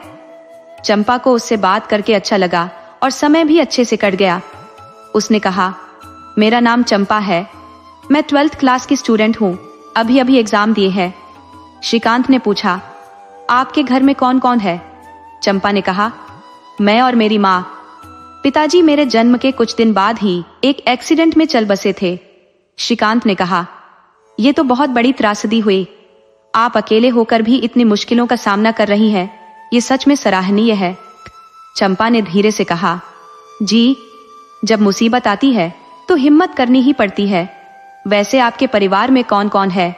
श्रीकांत ने कहा, मेरी कहानी भी कुछ ऐसी ही है। जब मैं 9वीं में था तो एक एक्सीडेंट में मेरे माँ बाप गुजर गए थे। मेरे दादा दादी ने मुझे पाला पोसा और पढ़ाया। अब मैं अच्छी पोस्ट पर काम कर रहा हूँ। चंपा ने पूछा, अब आपके दादा दादी कैसे हैं? श्रीकांत ने दुखी होकर बताया, अभी 1 महीने पहले ही दादाजी का स्वर्गवास हुआ है। उसी सिलसिले में इंडिया आया हूँ। अब दादी अकेली रह गई है। वे चाहती हैं कि मैं जल्दी शादी कर लूं ताकि दुल्हन का चेहरा देख सके, मगर मैं अभी शादी के लिए तैयार नहीं हूँ। मैंने एक आया को हायर कर लिया है जो दादी की देखभाल कर रही है। श्रीकांत की बात सुनते हुए चंपा को भी अपनी माँ की चिंता और गहरी लगने लगी।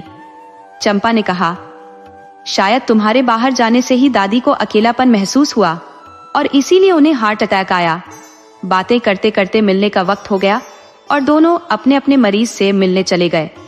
जब चंपा माँ के पास पहुंची तो माँ ने उसे गले लगा लिया। चंपा ने हल्के स्वर में पूछा, माँ, कोई दिक्कत तो नहीं हुई? माँ मुस्कुराते हुए बोली, नहीं बेटा, यहाँ सब ठीक है। नर्स समय पर दवाई और खाना पीना देती है, बहुत ध्यान रखती है। डॉक्टर भी समय समय पर चक्कर लगाते रहते हैं। माँ की बातों से चंपा को थोड़ी राहत मिली। उसने अपने साथ लाया हुआ नाश्ता निकाला, लेकिन नर्स ने मना कर दिया। यह पेशेंट को उनकी बीमारी के हिसाब से खाना दिया जाता है, घर का खाना अलाउड नहीं है। चंपा ने नाश्ता वापस रख दिया और माँ से बातें करने लगी। माँ ने उसे बताया, यहाँ बगल वाले बेड पर नीना नाम की महिला है, कल उससे काफी बात हुई।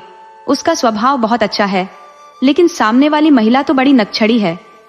चंपा हंस पड़ी और बोली, माँ, यहाँ भी मोहल्ले वाली बातें शुरू कर दी? माँ हंसते हुए बोली, क्या करूं बेटा, बातें करते करते समय कट जाता है, नहीं तो तेरी और घर की चिंता लगी रहती है। चंपा ने माँ को तसल्ली देते हुए कहा, माँ, मेरी चिंता मत करो। कल पड़ोस वाली भाभी मेरे लिए खाना लेकर आई थी, कहकर गई है कि अकेला मत समझियो खुद को, आधी रात को भी जरूरत हो तो बुलाना, हम आ जाएंगे। माँ ने सुकून से कहा, अरे वो भाभी बहुत भली है। इतने में गार्ड आ गया और कहने लगा, मिलने का वक्त खत्म हो गया है, अब आपको जाना होगा। चंपा ने उठते हुए माँ से कहा, माँ, कल फिर इसी वक्त आऊंगी। बाहर आते ही उसने देखा कि श्रीकांत उसका इंतजार कर रहा था। उसने चंपा को देखते ही पूछा, चंपा, अब माँ कैसी है? चंपा ने मुस्कुराते हुए कहा, आज माँ काफी रिलैक्स है। और आपकी दादी कैसी है? श्रीकांत ने जवाब दिया, दादी अब डॉक्टरों की निगरानी में है, पहले से काफी ठीक है। फिर श्रीकांत ने कहा, चलो कहीं चलकर कॉफी पीते हैं, भूख भी लग रही है। सुबह बिना कुछ खाए निकला था। चंपा ने कहा, मुझे दोपहर 2 बजे तक घर पहुंचना जरूरी है। श्रीकांत ने हैरान होकर पूछा, ऐसा क्या काम है जो 2 बजे तक घर पहुंचना जरूरी है? चंपा ने समझाते हुए कहा, मेरे पास ट्यूशन के बच्चे पढ़ने आते हैं, उसी से मेरी रोजी रोटी चलती है। श्रीकांत ने उत्सुकता से पूछा, अच्छा, कितनी कमाई हो जाती है ट्यूशन से? चंपा ने गहरी सांस लेते हुए कहा, मेरी पढ़ाई और खाने पीने का खर्चा निकल आता है, लेकिन माँ की बीमारी का खर्चा बहुत ज्यादा है। श्रीकांत ने गंभीर होकर पूछा, कितना खर्च आएगा? चंपा ने चिंता भरे स्वर में कहा, करीब 2 लाख रुपए। कुछ पैसों का इंतजाम मैंने बच्चों के पेरेंट्स से एडवांस लेकर कर लिया, लेकिन आगे का सोचना है। बातें करते करते दोनों एक कॉफी हाउस में पहुंचे। कार पार्क करके पहले से बुक की गई टेबल पर जाकर बैठ गए। श्रीकांत ने कुर्सी सरकाई और बैठते हुए पूछा, चंपा, तुम क्या लोगी? चंपा ने हंसते हुए कहा, पहले ये आप कहना बंद कीजिए, मैं आपसे बहुत छोटी हूँ। श्रीकांत ने मुस्कुराते हुए कहा, अच्छा बाबा, अब से तुम ही कहूंगा। फिर श्रीकांत ने वेटर को बुलाया और 2 कॉफी और 2 डोसे का ऑर्डर दे दिया। बातों का सिलसिला फिर से शुरू हो गया। चंपा ने पूछा, दादी से आपकी बात हुई? श्रीकांत ने कहा, हाँ, लेकिन बहुत कम समय के लिए। डॉक्टर ने ज्यादा बात करने से मना किया है। चंपा सोचते हुए बोली, जब मैंने अपनी माँ को अस्पताल में एडमिट कराया था, तब भी मेरा मन घर में बिल्कुल नहीं लगता था। अब भी नहीं लग रहा, पर आज माँ से मिलकर मन को तसल्ली मिली है। श्रीकांत ने उसकी तरफ देखते हुए कहा, सच कह रही हो चंपा, तुम खुश हो तो हम भी खुश रहते हैं। इतने में ही वेटर ने खाना लाकर टेबल पर रख दिया और दोनों चुप हो गए। खाना खत्म होते ही दोनों ने कॉफी ऑर्डर की। अब वक्त हो चुका था कि चंपा घर लौटे। उसने कहा, श्रीकांत जी, अब मुझे चलना चाहिए। डिनर और कॉफी के लिए धन्यवाद। श्रीकांत मुस्कुराते हुए बोला, पहले तो ये जी हटाओ, ऐसा लगता है जैसे तुमने मुझे बूढ़ा बना दिया हो। फिर हंसते हुए बोला, थैंक यू का भी कोई चक्कर नहीं, हम रोज ही मिलने वाले हैं। जब मौका मिले तुम किसी दिन मुझे खिला देना। चंपा मुस्कुरा दी। श्रीकांत ने कहा, चलो मैं तुम्हें छोड़ देता हूँ। चंपा ने तुरंत मना कर दिया, नहीं श्रीकांत जी, मैं रिक्शे से चली जाऊंगी। आप छोड़ने आओगे तो मोहल्ले में बातें बनेंगी और माँ भी घर पर नहीं है।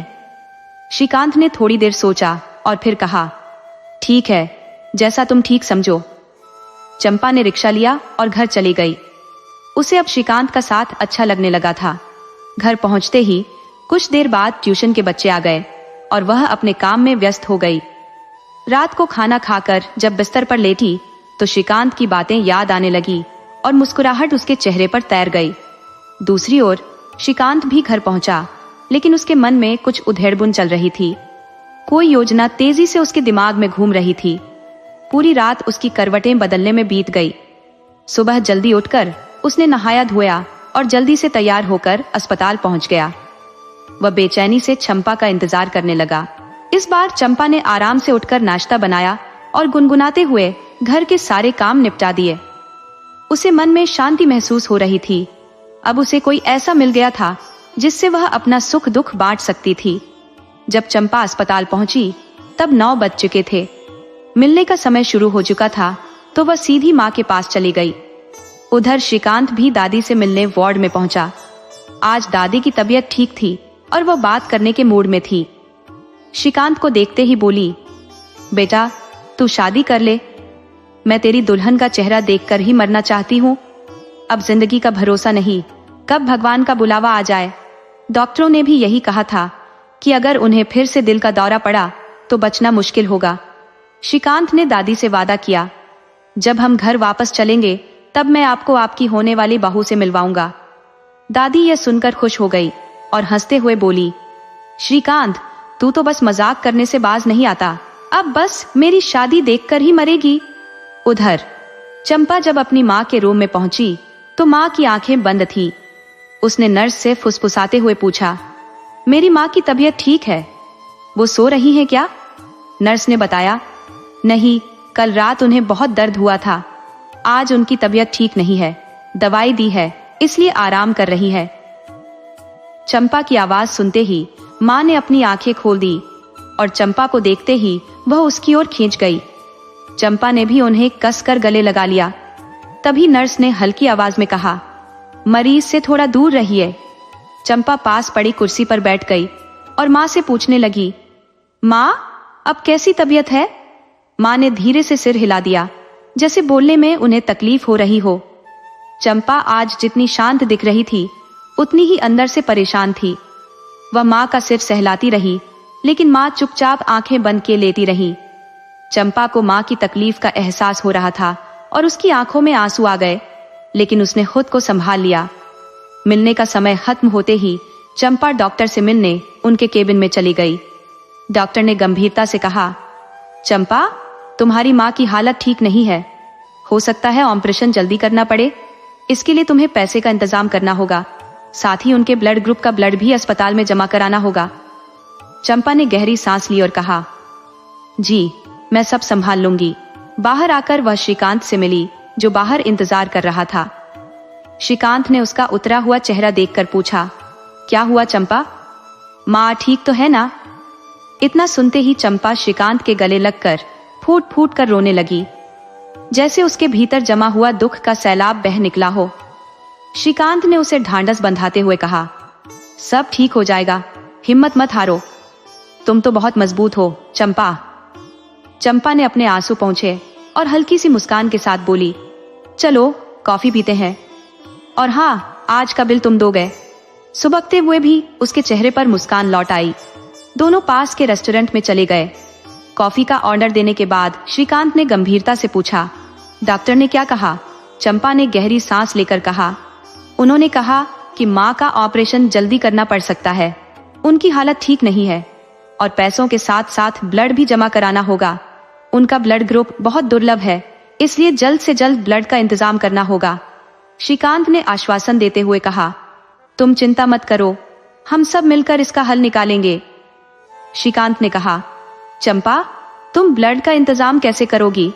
ब्लड तो कभी कभी रिश्तेदारों से मिल जाता है, क्या तुम्हारे कोई रिश्तेदार हैं जो मदद कर सके? चंपा ने सिर हिलाते हुए उदास स्वर में कहा, पापा के गुजरने के बाद कोई भी नहीं आया हमारे पास, माँ अकेली ही संभालती रही सब कुछ। श्रीकांत कुछ सोचते हुए बोला, मेरे दिमाग में एक विचार है, अगर चाहो तो हम दोनों एक दूसरे की परेशानी का हल निकाल सकते हैं। चंपा ने चौंकते हुए पूछा, कैसे? हमारी दोनों की समस्या कैसे हल हो सकती है? ऐसा क्या अनोखा आइडिया है तुम्हारे दिमाग में? श्रीकांत थोड़ा संकोच करते हुए बोला, देखो चंपा, मेरी बात ध्यान से सुनो। अगर तुम्हें ठीक न लगे तो गुस्सा मत करना, ये बस एक सुझाव है। मैं तुम पर कोई जबरदस्ती नहीं कर रहा हूँ। अगर तुम्हें सही लगे तो ही सोचना, वरना हम दोस्त हैं और दोस्त ही रहेंगे।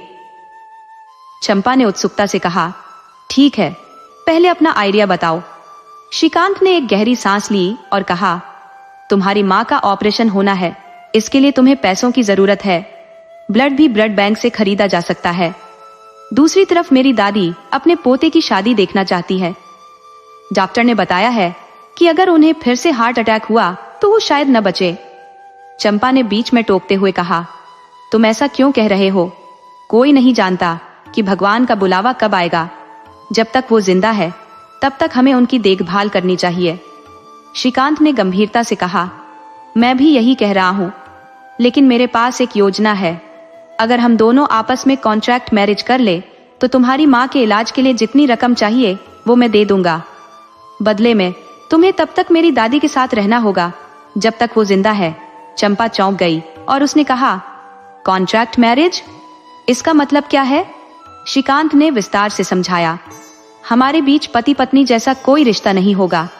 यह सिर्फ नाम मात्र की शादी होगी, ताकि मेरी दादी को लगे कि मैंने शादी कर ली है। जब तक दादी जिंदा है तुम उनके साथ रहोगी और मैं अमेरिका में अपनी नौकरी पर चला जाऊंगा। दादी के गुजरने के बाद ये कॉन्ट्रैक्ट खत्म हो जाएगा और तुम पूरी तरह से स्वतंत्र हो जाओगी। तुम्हारे लिए मेरी सारी जिम्मेदारियां भी उसी वक्त खत्म हो जाएंगी। चंपा यह सब सुनकर हक्का बक्का रह गई। वह मन ही मन श्रीकांत को पसंद करने लगी थी, लेकिन इस तरह के रिश्ते के बारे में उसने कभी नहीं सोचा था। उसने कहा, मैं कल तक सोचकर बताऊंगी। घर पहुंचते ही उसका मन बहुत भारी हो गया। ट्यूशन के बच्चों के आने का समय हो चला था, लेकिन आज उसका दिल पढ़ाने का बिल्कुल नहीं था। सिर दर्द का बहाना बनाकर उसने बच्चों को छुट्टी दे दी और श्रीकांत की बातों पर विचार करने लगी। उसके मन में मरता क्या न करता वाली कहावत बार बार गूंजने लगी। माँ की बीमारी और पैसों की तंगी ने उसे घेर रखा था। फिर उसने सोचा, अगर माँ की तबीयत ठीक रहती है तो कल उनसे सलाह कर लूंगी। लेकिन फिर उसे याद आया, माँ कभी पैसे के लिए इस रिश्ते को मंजूर नहीं करेंगी। पूरी रात बेचैनी में बीती। अगले दिन सुबह श्रीकांत के न आने पर वह रिसेप्शन पर बैठकर उसका इंतजार करने लगी। जैसे ही मिलने का समय हुआ, वह भागते हुए माँ के कमरे में पहुंची, लेकिन वहां माँ नहीं थी। चंपा की तो जान ही निकल गई। उसने नर्स से पूछा, माँ कहाँ है? नर्स ने बताया, 9 नंबर बेड के पेशेंट को थेरेपी के लिए ले जाया गया है। चंपा ने घबराते हुए पूछा, उनकी तबीयत कैसी थी? नर्स ने कहा, रात को पेशेंट को खून की उल्टियां हुई थी। यह सुनते ही चंपा के पैरों तले जमीन खिसक गई। वह सर पकड़कर बैठ गई। नर्स ने कहा, जब पेशेंट को वापस लाएंगे तब आपको बुला लेंगे, फिलहाल आप बाहर इंतजार कीजिए। चंपा जैसे तैसे उठी और बाहर आ गई, लेकिन उसका सिर चकरा रहा था। वह गिरने ही वाली थी कि तभी श्रीकांत ने लपक कर उसे संभाल लिया। श्रीकांत ने चिंतित होकर पूछा, क्या हुआ चंपा? माँ की तबीयत तो ठीक है ना? चंपा की आंखों से आंसू बहने लगे। वह बोली, रात को माँ को खून की उल्टियां हुई थी। वो अभी अपने बेड पर नहीं है, उन्हें थेरेपी के लिए ले जाया गया है। श्रीकांत ने उसे दिलासा देते हुए कहा, तुम घबराओ मत, डॉक्टर्स देखभाल कर रहे हैं, सब ठीक हो जाएगा। चंपा ने आंसुओं से भरी आंखों से कहा, श्रीकांत, माँ के बिना मेरा इस दुनिया में कोई नहीं है। अगर उन्हें कुछ हो गया तो मैं कैसे जीऊंगी? श्रीकांत ने उसके कंधे पर हाथ रखते हुए कहा, हिम्मत रखो चंपा, सब ठीक हो जाएगा, बस थोड़ा सब्र करो। थोड़ी देर बाद नर्स आई और बोली, अब आप मरीज से मिल सकती हैं। चंपा जैसे ही यह सुना, वो लगभग दौड़ती हुई अंदर चली गई। पीछे पीछे श्रीकांत भी उसके साथ था। माँ बिस्तर पर लेटी उनका इंतजार कर रही थी। जब माँ ने चंपा को देखा तो उसके चेहरे पर एक थकी हुई मुस्कान उभर आई। चंपा ने पास जाकर माँ से पूछा, माँ अब कैसी हो? माँ ने धीरे से कहा, बेटी ठीक हूँ, बीमारी में तो ऐसा चलता ही रहता है, तू फिक्र मत कर। फिर उन्होंने नर्स से पूछा, रात को तबीयत थोड़ी बिगड़ी थी ना? नर्स ने जवाब दिया, हाँ, पर अब स्थिति ठीक है। पीछे खड़े श्रीकांत को देखकर माँ ने पूछा, ये कौन है? चंपा ने संकोच करते हुए कहा, ये श्रीकांत है, इनकी दादी को हार्ट अटैक आया था, अब ठीक है। वो भी अपनी दादी की देखभाल के लिए यहाँ आते हैं। माँ ने श्रीकांत को देखकर कहा, बेटा अच्छा है कि तुम चंपा के साथ हो, ये जल्दी घबरा जाती है। श्रीकांत ने आगे बढ़कर माँ के पैर छू लिए और कहा, माँ आप चिंता मत करो, मैं चंपा के साथ हूँ, सब ठीक हो जाएगा। माँ ने उसे आशीर्वाद देते हुए कहा, खुश रहो बेटा। मिलने का समय खत्म होते ही चंपा और श्रीकांत वहां से बाहर निकल आए। श्रीकांत ने पूछा, तुमने नाश्ता किया है चंपा? अगर नहीं किया तो चलो मेरे रेस्टोरेंट में कुछ खा लेते हैं। चंपा ने सिर हिला दिया और दोनों रेस्टोरेंट की ओर चल दिए। वहां जाकर श्रीकांत ने ऑर्डर दिया और चंपा से पूछा, क्या सोचा तुमने? चंपा थोड़ी चौंकी, किस बारे में? श्रीकांत ने गंभीरता से कहा, कॉन्ट्रैक्ट मैरिज के बारे में। चंपा ने थोड़ी झिझक के साथ जवाब दिया, देखो इसमें सोचने जैसा कुछ नहीं है। मेरी माँ की तबीयत को देखते हुए मैं कुछ भी करने के लिए तैयार हूँ। इस वक्त मुझे पैसों की सख्त जरूरत है और वो भी जल्द से जल्द। लेकिन तुमने अभी तक यह नहीं बताया कि तुम मुझे कितनी बड़ी रकम दोगे।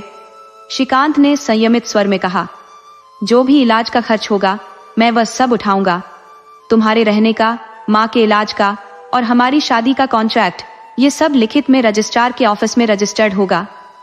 तुम बस बताओ तुम्हें कितने लाख रुपए एक साथ चाहिए? चंपा ने गहरी सांस लेते हुए कहा, तुम्हें पता ही है कि माँ की बीमारी में कितना खर्चा लगेगा। श्रीकांत ने शांत स्वर में कहा, मैं तुम्हारे खाते में 5 लाख रुपए डाल दूंगा। चंपा यह सुनकर चौंक गई और जोर से बोली, 5 लाख? ये सुनते ही रेस्टोरेंट में बैठे लोग उसकी ओर देखने लगे तो उसने खुद को संभाल लिया और चुप हो गई। श्रीकांत ने कहा, देखो मैं तुम्हारे लिए इतने रुपए दे रहा हूं ताकि तुम्हारे पास कभी कोई दिक्कत ना हो। जब मैं अमेरिका चला जाऊंगा तब भी तुम्हें किसी परेशानी का सामना न करना पड़े। चंपा कुछ कह नहीं पाई, वह शांत रही और दोनों रेस्टोरेंट से बाहर आ गए। श्रीकांत ने कहा, मैं रजिस्ट्रार के ऑफिस में आवेदन दे देता हूँ। 2-4 दिन में जब उनका फोन आ जाएगा तो हम वहां जाकर शादी का रजिस्ट्रेशन करवा लेंगे। तब तक दादी भी अस्पताल से घर आ जाएंगी। चंपा ने सहमति में सिर हिला दिया और घर की ओर चल पड़ी। घर पहुंचकर चंपा ने बच्चों को ट्यूशन पढ़ाया, लेकिन आज उसका मन हल्का था। वह सोचने लगी, अगर माँ ठीक होकर घर आ जाए तो फिर जो होगा देखा जाएगा। तभी पड़ोस वाली भाभी आई और चंपा की माँ का हालचाल पूछने लगी। चंपा ने जवाब दिया, इलाज चल रहा है, जल्दी ही ऑपरेशन भी हो जाएगा और माँ ठीक होकर घर आ जाएंगी। पड़ोस वाली भाभी बोली, हम रोज भगवान से प्रार्थना करते हैं कि आंटी जल्दी से ठीक हो जाए, पर तू बता इतने पैसे कहां से लाएगी? तो इतना बड़ा खर्चा है। चंपा ने हल्की मुस्कान के साथ कहा, भाभी सब हो जाएगा, आप चिंता मत करो। थोड़ी देर बाद भाभी चली गई क्योंकि बच्चे ट्यूशन के लिए आ गए थे, वरना भाभी तो तब तक नहीं जाती जब तक कि पूरी मोहल्ले की खबर चंपा को न सुना देती। रात को जब चंपा बिस्तर पर लेटी तो उसकी आंखों से नींद कोसों दूर थी। वह सोच रही थी, जो मैं करने जा रही हूँ क्या वो सही है? क्या ये सही फैसला है? फिर उसने खुद को दिलासा दिया, चंपा तेरे पास और कोई रास्ता भी तो नहीं है। माँ की जान बचाने के लिए ये करना ही पड़ेगा। आंखों में उम्मीद की आंसू लिए चंपा ने खुद को समझा लिया कि उसने जो फैसला लिया है वह माँ की भलाई के लिए है और शायद वक्त के साथ सब कुछ ठीक हो जाएगा। चंपा को अब धीरे धीरे श्रीकांत का साथ अच्छा लगने लगा था। उसने पहले ही सारी बातें साफ कर दी थी और अब उसके मन में किसी संदेह की कोई जगह नहीं थी। श्रीकांत ने कॉन्ट्रैक्ट मैरिज से पहले ही चंपा के बैंक खाते में पैसे डाल दिए थे, जिससे चंपा को अब किसी आर्थिक चिंता का सामना नहीं करना पड़ रहा था। विचारों में खोई चंपा कब नींद के आगोश में चली गई उसे पता ही नहीं चला। सुबह जब उसकी आंख खुली तो वह देर हो चुकी थी। जल्दी जल्दी तैयार होकर वह हॉस्पिटल पहुंच गई। श्रीकांत पहले से ही वहां मौजूद था। आज उसकी दादी का हॉस्पिटल से डिस्चार्ज होने वाला था और श्रीकांत उनके डिस्चार्ज के कागजात की औपचारिकताएं पूरी कर रहा था। चंपा ने श्रीकांत का इंतजार नहीं किया और अपनी माँ से मिलने चली गई। माँ कुछ थकी थकी सी दिख रही थी, या शायद यह चंपा का भ्रम था। वह माँ के पास जाकर बैठी और पूछा, माँ कैसी हो अब? माँ ने धीमी आवाज में कहा, ठीक हूं बेटा। चंपा ने धीरे से माँ का सिर सहलाया। माँ ने अचानक पूछा, वो लड़का जो अक्सर आता है उसका क्या नाम है? चंपा ने हल्की मुस्कान के साथ कहा। श्रीकांत, माँ ने फिर पूछा, वो आज नहीं आया क्या? चंपा ने जवाब दिया, आया होगा माँ, आज उसकी दादी की छुट्टी हो रही है तो शायद उसी में व्यस्त होगा। माँ ने धीरे से कहा, अच्छा, जितनी जल्दी हॉस्पिटल से छुट्टी मिल जाए उतना अच्छा। ये हॉस्पिटल का माहौल तो जैसे जिंदगी और मौत के बीच का खेल लगता है। चंपा ने माँ को दिलासा देते हुए कहा, माँ, आपकी भी जल्दी छुट्टी करवा देंगे, बस एक बार ऑपरेशन हो जाए। माँ कुछ नहीं बोली, बस छत की ओर देखती रही। ऐसा लग रहा था जैसे उन्हें चंपा की बात पर यकीन ही नहीं हो रहा हो। थोड़ी देर बाद चंपा को वहां से बाहर जाना पड़ा क्योंकि बड़े डॉक्टर साहब राउंड पर आ रहे थे। बाहर आकर उसने देखा कि श्रीकांत उसका इंतजार कर रहा था। श्रीकांत ने पूछा, चंपा, माँ की तबीयत कैसी है? चंपा ने कहा, ठीक है, वो आपको ही पूछ रही थी। श्रीकांत ने कहा, मैं पेपर वर्क में लगा हुआ था, जब डॉक्टर साहब का राउंड खत्म होगा तभी दादी की छुट्टी हो पाएगी। चंपा ने कहा, 12 बज ही जाएंगे शायद। श्रीकांत ने हंसते हुए कहा, हाँ, इतना वक्त तो लगेगा ही। चंपा ने फिर कहा, तब तक मैं घर चली जाऊंगी, दादी से बाद में मिल लूंगी। श्रीकांत ने हल्के से सिर हिलाते हुए कहा, ठीक है, जैसा तुम्हें सही लगे। चंपा घर वापस आ गई और श्रीकांत दादी को घर ले गया। दादी की एक ही जिद थी, बेटा, बहू से मिलाओ, तुमने कहा था कि घर पहुंचते ही मिलवाओगे। श्रीकांत ने उन्हें समझाते हुए कहा, हाँ दादी, कहा तो था, पर थोड़ा समय तो दो, बस 2 दिन में ही मिलवा दूंगा। दरअसल रजिस्ट्रार ने उन्हें कॉन्ट्रैक्ट मैरिज के लिए इस हफ्ते के बाद की तारीख दी थी और आज शुक्रवार था, यानी अभी 2 दिन बचे थे और श्रीकांत समझ गया था कि दादी से मिलाने का इशारा मैरिज के बाद ही था। अब उसे 2 दिन और संभालना होगा। अगले दिन श्रीकांत सुबह सुबह फिर हॉस्पिटल पहुंच गया। रिसेप्शन पर ही चंपा मिल गई। पर चौंक कर बोली, आप सुबह सुबह यहाँ? दादी तो ठीक है ना? श्रीकांत मुस्कुराते हुए बोला, चंपा, मैं तुमसे और माँ से मिलने आया हूँ, दादी बिल्कुल ठीक है। हाँ, अब तो उन्होंने बहू से मिलने की रट लगा रखी है। ये सुनकर चंपा को थोड़ी शर्म सी आ गई। दोनों माँ के वार्ड में गए तो माँ उन्हें देखकर मुस्कुरा उठी, बोली, अच्छा हुआ तुम लोग आ गए, मैं तो तुम दोनों को ही याद कर रही थी। श्रीकांत ने आगे बढ़कर माँ के पैर छुए और चंपा माँ के गले लग गई। माँ ने आशीर्वाद देते हुए कहा, सदा खुश रहो मेरी बच्ची और बेटा। जब से तुम श्रीकांत से मिली हो, मुझे इस बात की तसल्ली हो गई है कि तुम अकेली नहीं हो। श्रीकांत तुम्हारे साथ है, अब मेरी कोई चिंता नहीं है। श्रीकांत ने मुस्कुराते हुए कहा, माँ जी, आप अपनी सेहत की चिंता करो, जल्दी ठीक होकर घर आओ। माँ ने हल्के से कहा, बेटा, मैं तो यही चाहती हूँ, पर ऊपर वाले की मर्जी ही सबसे बड़ी है। चंपा ने माँ को दिलासा देते हुए कहा, माँ, उसकी भी यही मर्जी होगी कि आप जल्दी से ठीक होकर वापस मेरे पास आओ। मिलने का समय खत्म होते ही दोनों बाहर आ गए। श्रीकांत ने कहा, चंपा, चलो आज मैं तुम्हारे लिए कुछ कपड़े खरीदता हूँ। चंपा ने चौंक कर पूछा, क्यों, मेरे पास तो कपड़े हैं। श्रीकांत ने हंसते हुए कहा, परसों हमारी कॉन्ट्रैक्ट मैरिज है, दादी के सामने तो ट्रेडिशनल बहू बनकर ही जाना होगा, तो तुम्हें साड़ी और कुछ जेवर खरीदने होंगे। चंपा ने मुस्कुराते हुए हामी भर दी, उसके लिए तो ये सब एक नाटक ही था। श्रीकांत ने कार एक बड़ी दुकान के सामने रोकी तो चंपा ने कहा, इतनी महंगी दुकान, यहां से तो बहुत महंगा मिलेगा।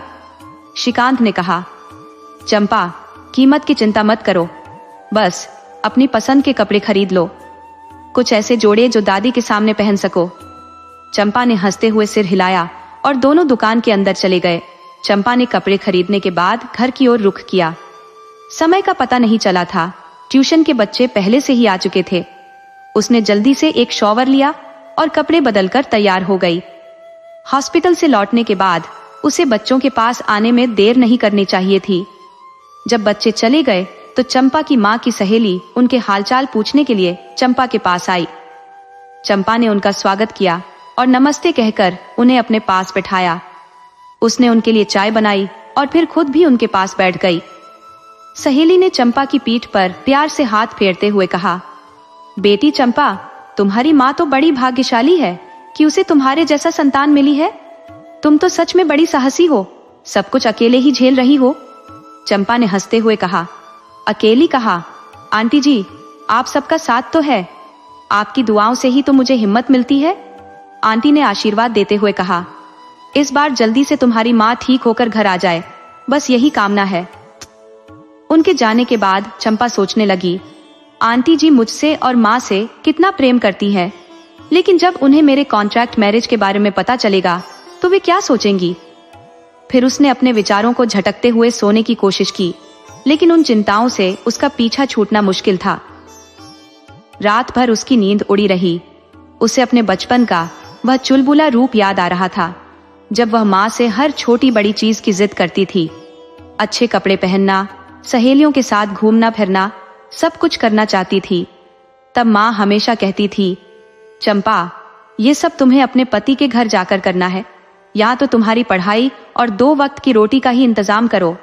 चंपा हंसकर कहती, हाँ माँ, वो तो मेरा राजकुमार होगा जो मेरे सारे खर्चे उठा लेगा। माँ मुस्कुराकर कहती, भाग्य का क्या पता, सच में कोई राजकुमार मिल जाए। चंपा थोड़ी नाराजगी से कहती, हाँ माँ, मेरी तो इतनी अच्छी किस्मत है। लेकिन माँ समझाती कि हालात के साथ समझौता करना पड़ता है। पिता की मृत्यु के बाद माँ ने कितनी मेहनत से उसे पाला था। चंपा हमेशा चाहती थी कि वह पढ़ लिख कर माँ की गरीबी को दूर कर दे। वह मेहनत कर रही थी, लेकिन माँ की बीमारी ने उसके सपनों को अधूरा कर दिया। अब पढ़ाई की बात तो दूर, उसे माँ के ठीक होने का इंतजार करना था। इसके अलावा श्रीकांत की दादी की देखभाल भी उसकी जिम्मेदारी बन गई थी। गहरी सांस भरते हुए चंपा ने ईश्वर से प्रार्थना की, हे भगवान, इस बार सब तेरी मर्जी से हो। फिर उसने सोने की कोशिश की। सुबह जब उसकी आंखें खुली तो उसका सिर भारी लग रहा था। उसे कहीं जाने का मन नहीं कर रहा था, लेकिन माँ के पास जाना तो जरूरी था। वह सोचने लगी, वह तो मेरी राह देख रही होगी। इस विचार के साथ चंपा जल्दी जल्दी उठी और घर के काम निपटाकर हॉस्पिटल के लिए चल दी। हॉस्पिटल में पहुंचते ही वहां का दृश्य देखकर वह दंग रह गई। सभी लोग गमगीन बैठे हुए थे। जब चंपा अपनी माँ के पास पहुंची तो माँ ने उसे गले लगाते हुए रोने लगी। चंपा, मुझे अस्पताल से ले चल बेटा, यहाँ मेरा मन नहीं लग रहा। चंपा ने पूछा, क्या हुआ माँ? माँ ने बताया, पड़ोस वाले बेड पर जो नीना जी थी, बड़ी हंसमुख स्वभाव की, कल रात उनकी मृत्यु हो गई। कैसी खुशमिजाज औरत थी, कोई सोच भी नहीं सकता था कि अंदर से इतनी बीमार थी। हमेशा हंसते हंसते अपने दर्द को सहती रही। चंपा ने माँ को दिलासा देते हुए कहा, माँ, जो लिखा है वही होगा, चिंता मत करो, जल्दी ऑपरेशन होगा और तुम अपनी चंपा के साथ घर चलोगी। चंपा ने देखा माँ की आंखों में दर्द और चिंता थी, लेकिन चंपा ने यह भी देखा कि उसकी माँ ने हमेशा संघर्ष किया है। चंपा ने ठान लिया कि अब वह अपनी माँ की हर समस्या का सामना करेगी और उसे जल्दी ठीक करने के लिए हर संभव प्रयास करेगी। इसके बाद चंपा ने एक योजना बनाई। उसने सोचा कि वह अपनी माँ को ढांढस बंधाएगी और जितना संभव हो सके उनकी देखभाल करेगी। चंपा ने अपने भीतर की ताकत को पहचान लिया और एक नए उत्साह के साथ माँ के लिए कुछ अच्छे कपड़े और अन्य सामान खरीदने का निश्चय किया।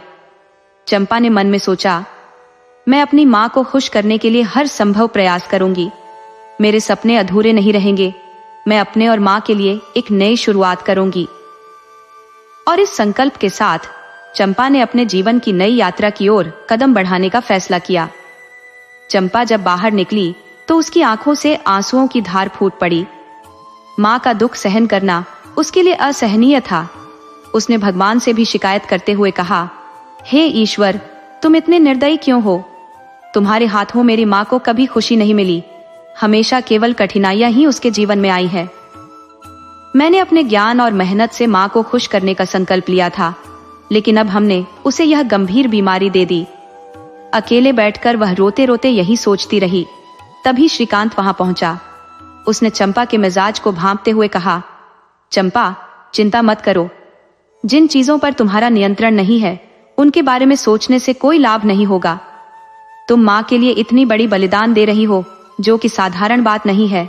श्रीकांत ने चंपा को आश्वासन देते हुए कहा, चिंता मत करो, सब कुछ ठीक होगा। श्रीकांत की बातों से चंपा को थोड़ी तसल्ली मिली। उसने कहा, आज रविवार है, बच्चों की ट्यूशन की छुट्टी होगी। श्रीकांत ने सुझाया, चलो एक अच्छी फिल्म देखने चलते हैं, इससे तुम्हारा मूड भी ठीक हो जाएगा। चंपा ने सोचा, क्या माँ के अस्पताल में होने के बावजूद मैं मूवी देखने जा सकती हूँ? श्रीकांत ने उत्तर दिया, कल तुम यही कहोगी कि माँ के अस्पताल में खाना खाने में अच्छा लगेगा। चंपा, जिंदगी में सुख और दुख दोनों साथ चलते हैं, चलो इससे तुम्हारा मूड भी ठीक हो जाएगा। चंपा ने अंततः सहमति दे दी और श्रीकांत के साथ ठेजल की ओर बढ़ गई। लेकिन जाने से पहले उसने अपने चेहरे को चुनरी से ढक लिया ताकि मोहल्ले के लोग उसे पहचान न सके। उसे डर था कि किसी ने उसे देख लिया तो लोग बेवजह बातें बनाएंगे। चंपा जानती थी कि उनके मोहल्ले में सुख दुख में कोई साथ देने वाला नहीं है, लेकिन छींटाकशी करने वालों की कमी नहीं थी, इसलिए उसने अपनी पहचान छुपाने के लिए मुंह ढक लिया। वह सोचने लगी, कहावत भी है कि राज से तो आड़वानी। फिल्म देखने के बाद चंपा घर लौट आई और जल्दी सोने की कोशिश करने लगी। उसे सुबह कॉन्ट्रैक्ट मैरिज के लिए भी जाना था।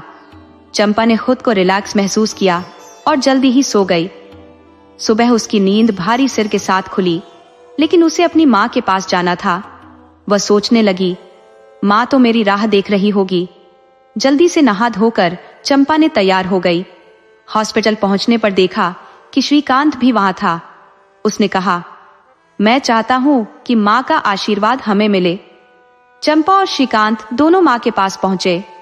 माँ ने उन्हें देखकर मुस्कुराते हुए कहा, तुम दोनों आ गए, खुश रहो बेटा, तुम्हारी तरक्की और सफलता के लिए दुआ करती हूँ। माँ का चेहरा आज बहुत खिलखिलाता हुआ था। बातचीत करते करते समय समाप्त हुआ। इसके बाद चंपा और श्रीकांत एक ब्यूटी पार्लर पहुंचे। शादी के लिए जोड़ा और कुछ फूल मालाएं लेकर उन्होंने पार्लर की महिला को समझा दिया कि हल्का मेकअप करना है, क्योंकि कोर्ट में शादी थी। पार्लर की महिला ने कहा, 1 घंटा लगेगा, आप बाहर बैठकर इंतजार कर सकते हैं। श्रीकांत बाहर बैठ गया। जब चंपा बाहर निकली तो श्रीकांत उसे देखते रह गए। चंपा सादा लाल जोड़े में भी अत्यंत मनमोहक लग रही थी। उसने झट से कार का दरवाजा खोला और चंपा को बैठने का इशारा किया। अगले ही पल कार श्रीकांत के बंगले की ओर बढ़ गई। घर पहुंचने पर घर की नौकरानी बेला आरती का थाल सजाए खड़ी थी। जैसे ही गाड़ी रुकी, नौकरानी खुशी से बोली, दादाजी चलिए, नई बहू आ गई है। नव विवाहिता के स्वागत में घर में रौनक छा गई। चंपा का दिल धड़क रहा था। खुशी और चिंता का एक अद्भुत मिश्रण। उसकी नई जिंदगी की शुरुआत हो चुकी थी। अब उसे यह सोचने की जरूरत थी कि वह अपने जीवन में आने वाले नए अध्याय को कैसे संभालेगी। उसकी माँ की स्वास्थ्य और श्रीकांत के परिवार का प्यार उसे आगे बढ़ने के लिए प्रेरित करता रहेगा। चंपा ने अपने भविष्य को लेकर नई उम्मीदें बुननी शुरू कर दी, यह सोचकर कि वह अब अपनी माँ और श्रीकांत के साथ एक सुखद और समृद्ध जीवन का निर्माण कर सकती है। दादी तो अपनी बहू के आगमन का बेसब्री से इंतजार कर रही थी। सुबह श्रीकांत ने कहा था कि वह आज ही चंपा को घर ले आएगा। दादी ने अपनी नौकरानी बेला की सहायता से दूल्हा दुल्हन का स्वागत भव्य रूप से किया। मिठाइयां बांटी और दरवाजे के दोनों ओर हल्दी के थापे भी लगवाए। भले ही चंपा और श्रीकांत के लिए यह एक कॉन्ट्रैक्ट मैरिज थी, पर दादी तो हर छोटी छोटी रस्म को पूरी करने का इच्छुक थी। चंपा को अनिच्छा से सभी रिवाज निभाने पड़ रहे थे। दादी की खुशी का कोई ठिकाना नहीं था। आज उनके पोते की बहू घर आई थी। अब चंपा सुबह अपनी माँ से मिलने के बाद श्रीकांत के घर जाकर दादी की देखभाल में जुट जाती थी।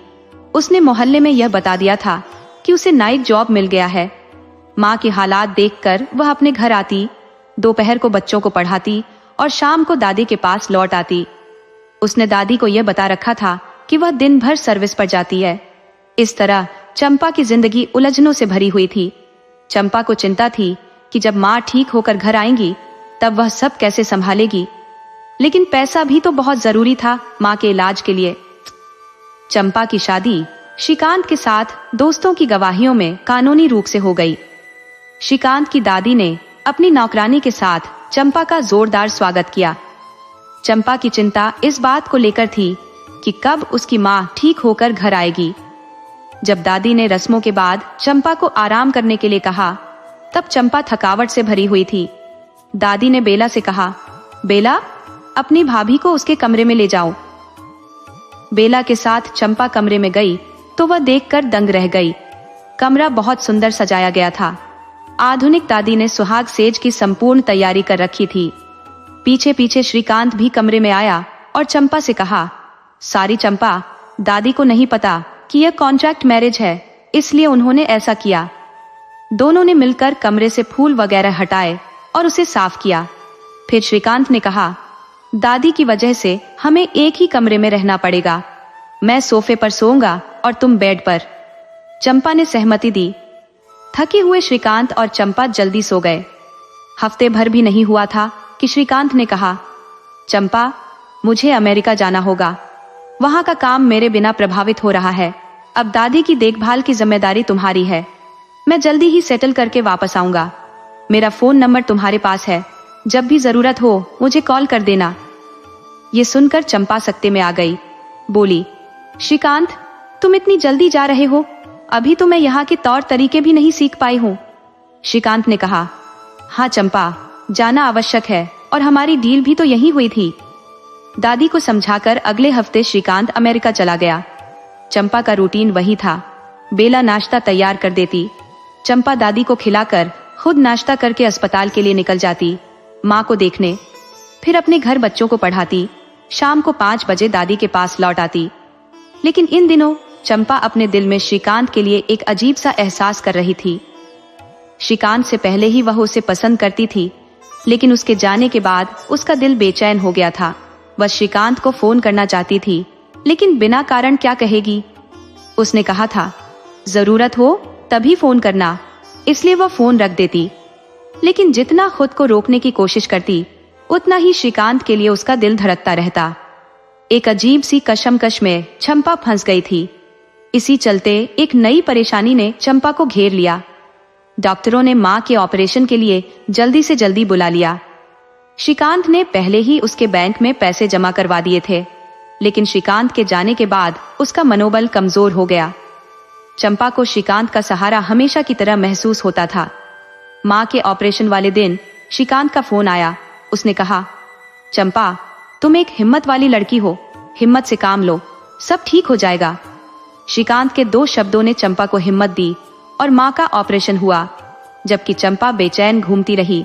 ऑपरेशन सफल हुआ, लेकिन डॉक्टर खुश नहीं थे। जब चंपा ने डॉक्टर से पूछा तो उन्होंने बताया कि ट्यूमर तो निकाल दिया है, लेकिन खतरा अभी टला नहीं है। ट्यूमर की जड़ें पेट में फैल गई हैं और वह जल्दी फिर से सक्रिय हो सकती है। और ऐसा ही हुआ।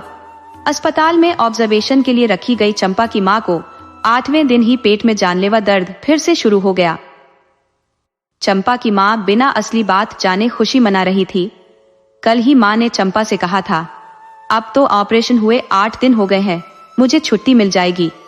चंपा ने अनमने सा जवाब दिया, हाँ मां, देखो डॉक्टर क्या कहते हैं। डॉक्टरों ने चंपा की मां को घर ले जाने के लिए मना कर दिया। कहा, आप मरीज को दर्द के समय अकेले नहीं संभाल पाएंगे। 1 महीना हो गया था मां के ऑपरेशन को। एक रात चंपा को मनहूस खबर मिली कि उसकी मां नहीं रही। वह रो रो कर यह सोचती रही कि श्रीकांत को क्या कहेगी। श्रीकांत ने उसे थोड़ा धैर्य बंधाया और कहा कि वह जल्दी आएगा। अपने कहे अनुसार दूसरे दिन ही श्रीकांत इंडिया आ गया। चंपा ने श्रीकांत के आने तक मां को अस्पताल में रखने की रिक्वेस्ट की थी, जो डॉक्टरों ने मान ली। उसकी हालत देखकर श्रीकांत ने दादी को बता दिया कि चंपा की मां नहीं रही। चंपा कुछ दिन अपने घर रहेगी और दादी का ध्यान रखेगी।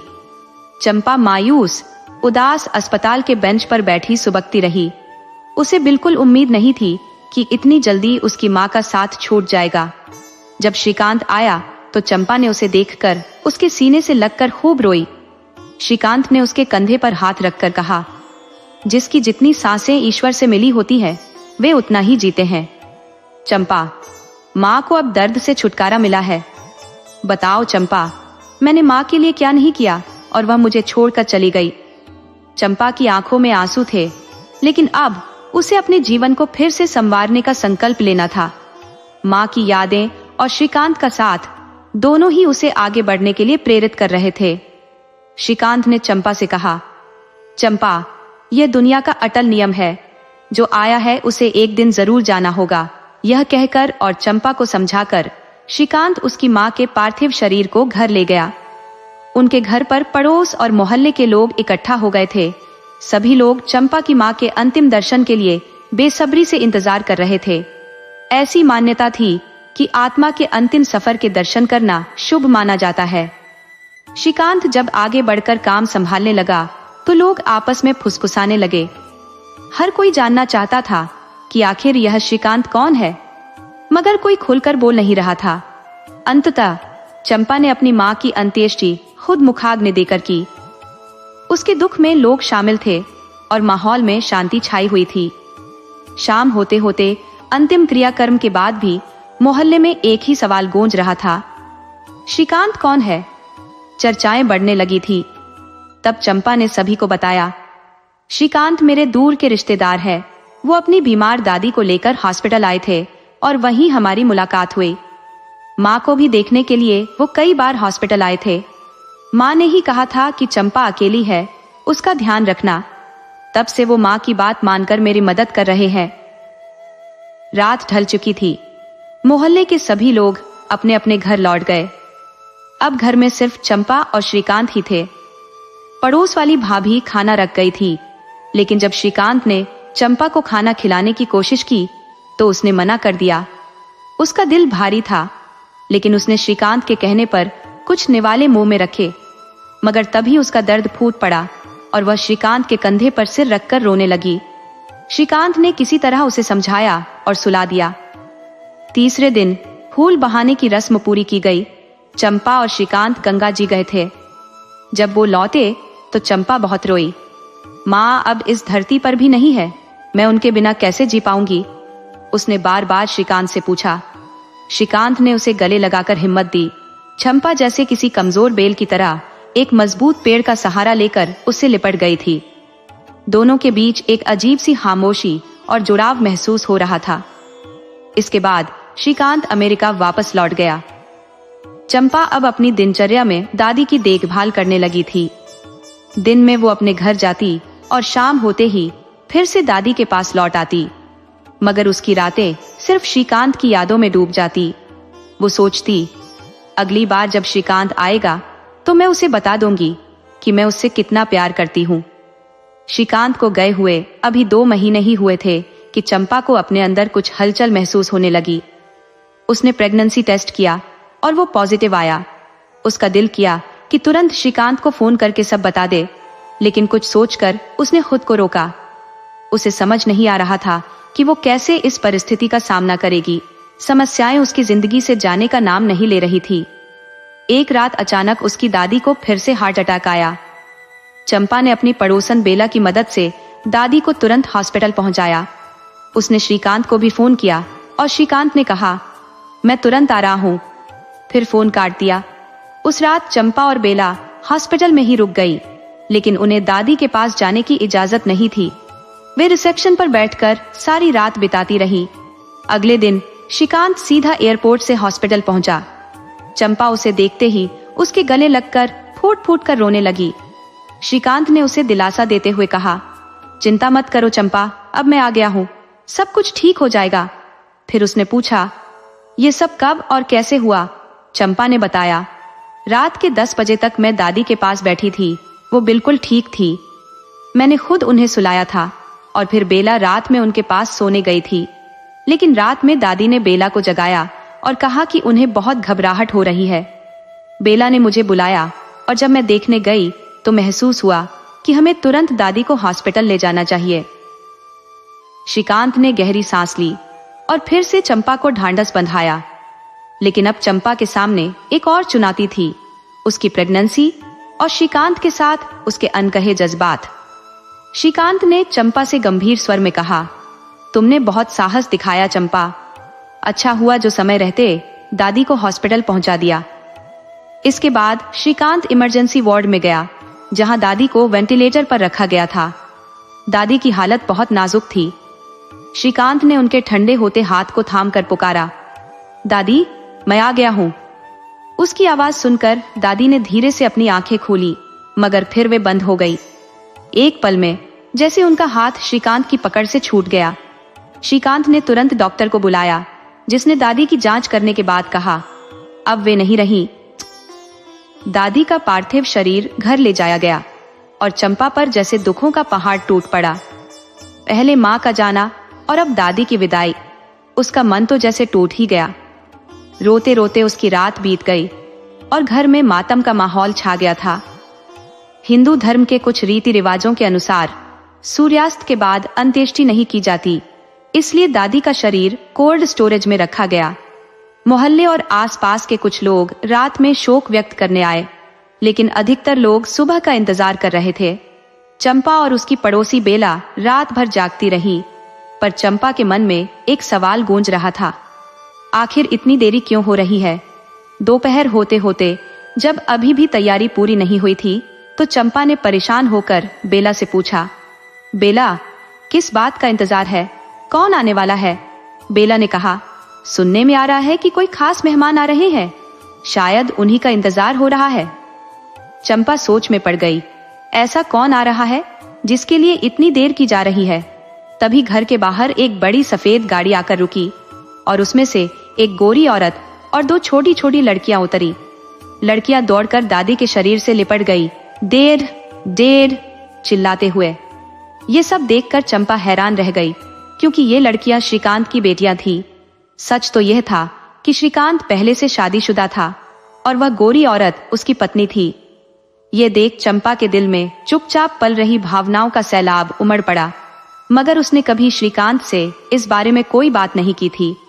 वो गोरी औरत, जो शायद श्रीकांत की पत्नी थी, उसके पास आकर बोली, हाँ हनी, सब ठीक हो जाएगा। यह दृश्य चंपा से और देखा नहीं गया। उसकी तबीयत बिगड़ने लगी और वह अपने कमरे में चली गई। थोड़ी देर बाद बेला उसके पास आई और कहा, भाभी, आपको यह कमरा खाली करना पड़ेगा। साहब ने कहा है कि गोरी, मैं और उनके बच्चे यहाँ रहेंगे, आप दूसरे कमरे में चली जाएं। चंपा ने बिना कुछ कहे बेला की बात मान ली। उसे समझ आ गया था कि अब उसकी यहाँ कोई जरूरत नहीं रही, क्योंकि दादी के साथ ही उसका कॉन्ट्रैक्ट भी खत्म हो चुका था। चुपचाप वह दूसरे कमरे में चली गई और श्रीकांत को कुछ भी बताना अब उसे बेमानी लग रहा था। अंत्येष्टि के बाद चंपा ने श्रीकांत से घर जाने की इजाजत मांगी। श्रीकांत ने अपनी पत्नी से चंपा का परिचय एक दोस्त के रूप में कराया और कहा, ठीक है, मैं घर आकर तुमसे मिलूंगा। ऐसा लगा कि श्रीकांत अब नहीं चाहता कि उसकी पत्नी और चंपा एक ही छत के नीचे रहे। चंपा अपने घर चली गई, मगर उसके दिल में कई सवाल थे। बेला को भी चंपा का इस तरह अचानक चले जाना ठीक नहीं लग रहा था। वह चाहती थी कि गोरी मैम को सारा सच बता दे, पर वह अंग्रेजी नहीं जानती थी और गोरी मैम हिंदी नहीं समझती थी। अपने घर पहुंचते ही चंपा अपने बिस्तर पर फूट फूट कर रोने लगी। कोई भी नहीं था उसके आंसू पोंछने वाला। जब वह पूरी तरह थक गई तो खुद ही चुप हो गई। उसे श्रीकांत से ऐसी बेरुखी की उम्मीद नहीं थी। उसका दिल बुरी तरह टूट चुका था। वह सोच रही थी, अगर कोई जानवर भी पालता है तो उससे भी लगाव हो जाता है। फिर यह तो इंसानी रिश्ता था। माना कि हमारा रिश्ता सिर्फ एक कॉन्ट्रैक्ट पर आधारित था, पर इतनी बेरहमी तो किसी से भी नहीं होनी चाहिए। श्रीकांत ने मुझे एक बार भी रोकने की कोशिश नहीं की। उसने तो मुझे अपनी पत्नी से ऐसे मिलवाया जैसे मैं कोई अजनबी हूं। चंपा के दिमाग में सारी बातें एक के बाद एक घूमने लगी। उसने सोचा, अब श्रीकांत को मेरी प्रेगनेंसी के बारे में बताने का कोई फायदा नहीं है। वह कॉन्ट्रैक्ट पेपर दिखाकर कहेगा कि जो भी हुआ वह हमारी मर्जी से था। अगर मैं कोर्ट में जाऊंगी तो शायद वह बच्चे का खर्चा देने को तैयार हो जाएगा, मगर मैं उससे प्यार करने लगी हूं। मैं यह सब सहन कर लूंगी। अब सब खत्म हो गया है। अगली सुबह जब चंपा उठी, उसकी आंखें सूजी हुई थी। उसने सोचा, शायद श्रीकांत का फोन आएगा, मगर दिन के 3 बज चुके थे और कोई कॉल नहीं आया। उसका दिल बेचैन हो रहा था, जैसे उसने खुद को कभी इतना कमजोर महसूस नहीं किया था।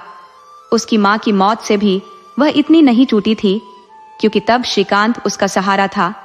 अब वह एक अंधेरी राह पर अकेली खड़ी थी। अब चंपा के लिए ये दुनिया और भी अकेली हो गई थी। दादी की मौत के बाद जैसे श्रीकांत ने उसे दूध में से मक्खी की तरह निकालकर फेंक दिया था।